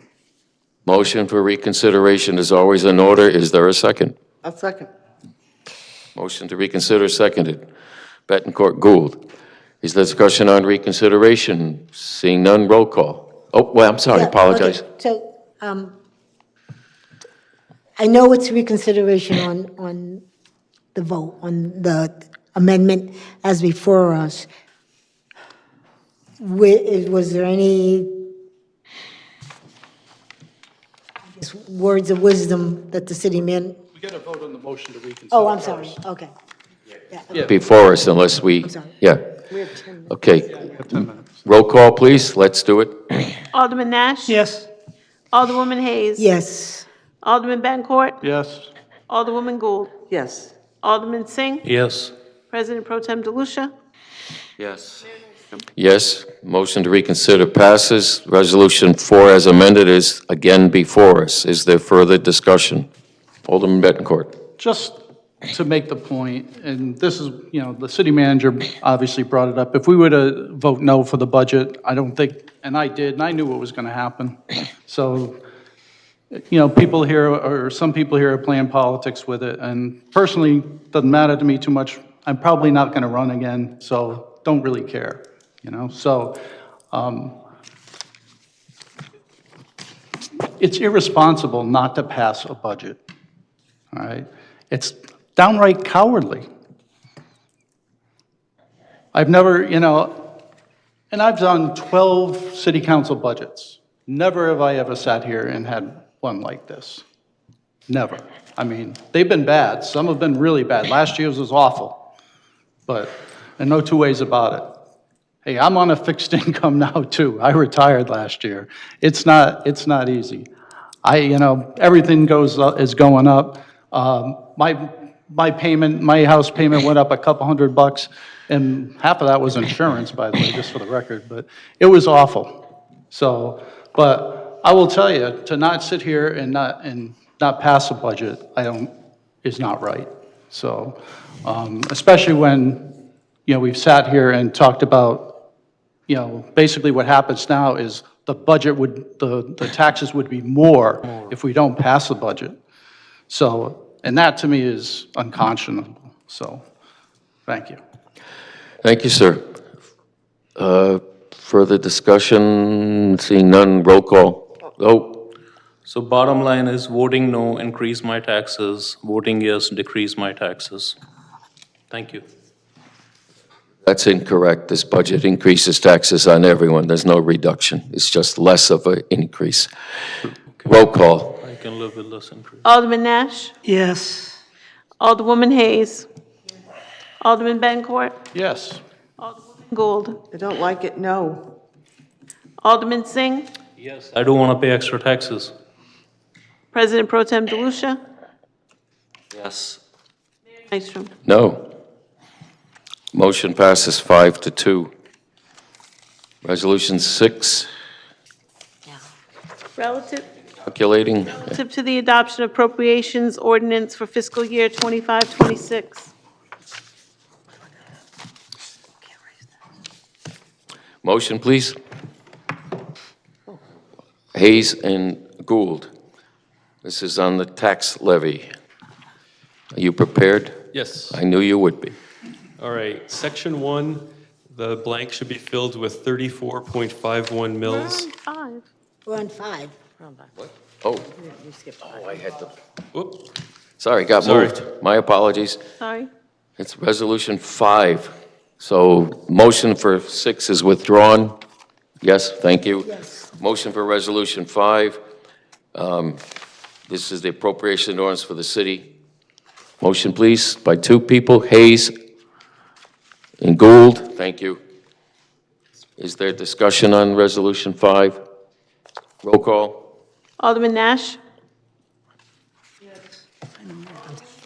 Yes. Alderman Bettencourt? Yes. Alderwoman Gould? Yes. Yes. DeLucia? Mayor Nystrom?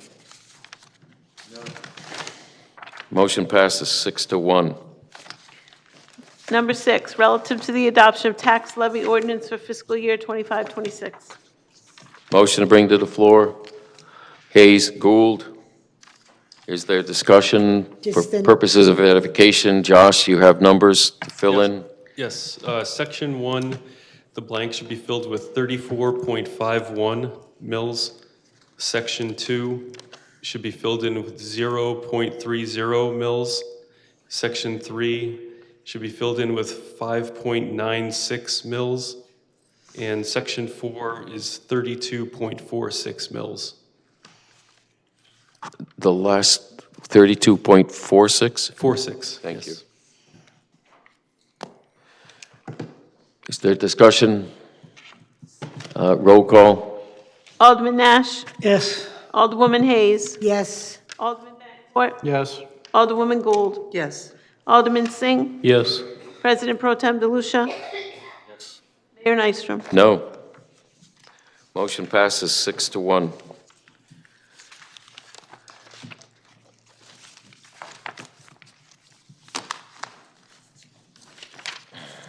Better adjourn before 12 o'clock. Motion to adjourn. Second. Motion to adjourn, Gould, second by Nash. Roll call? Alderman Nash? Yes. Alderwoman Hayes? Yes. Alderman Bencourt? Yes. Alderwoman Gould? Yes. Alderman Singh? Yes. President Pro Tem DeLucia? Mayor Nystrom? Yes, we're adjourned. Thank you.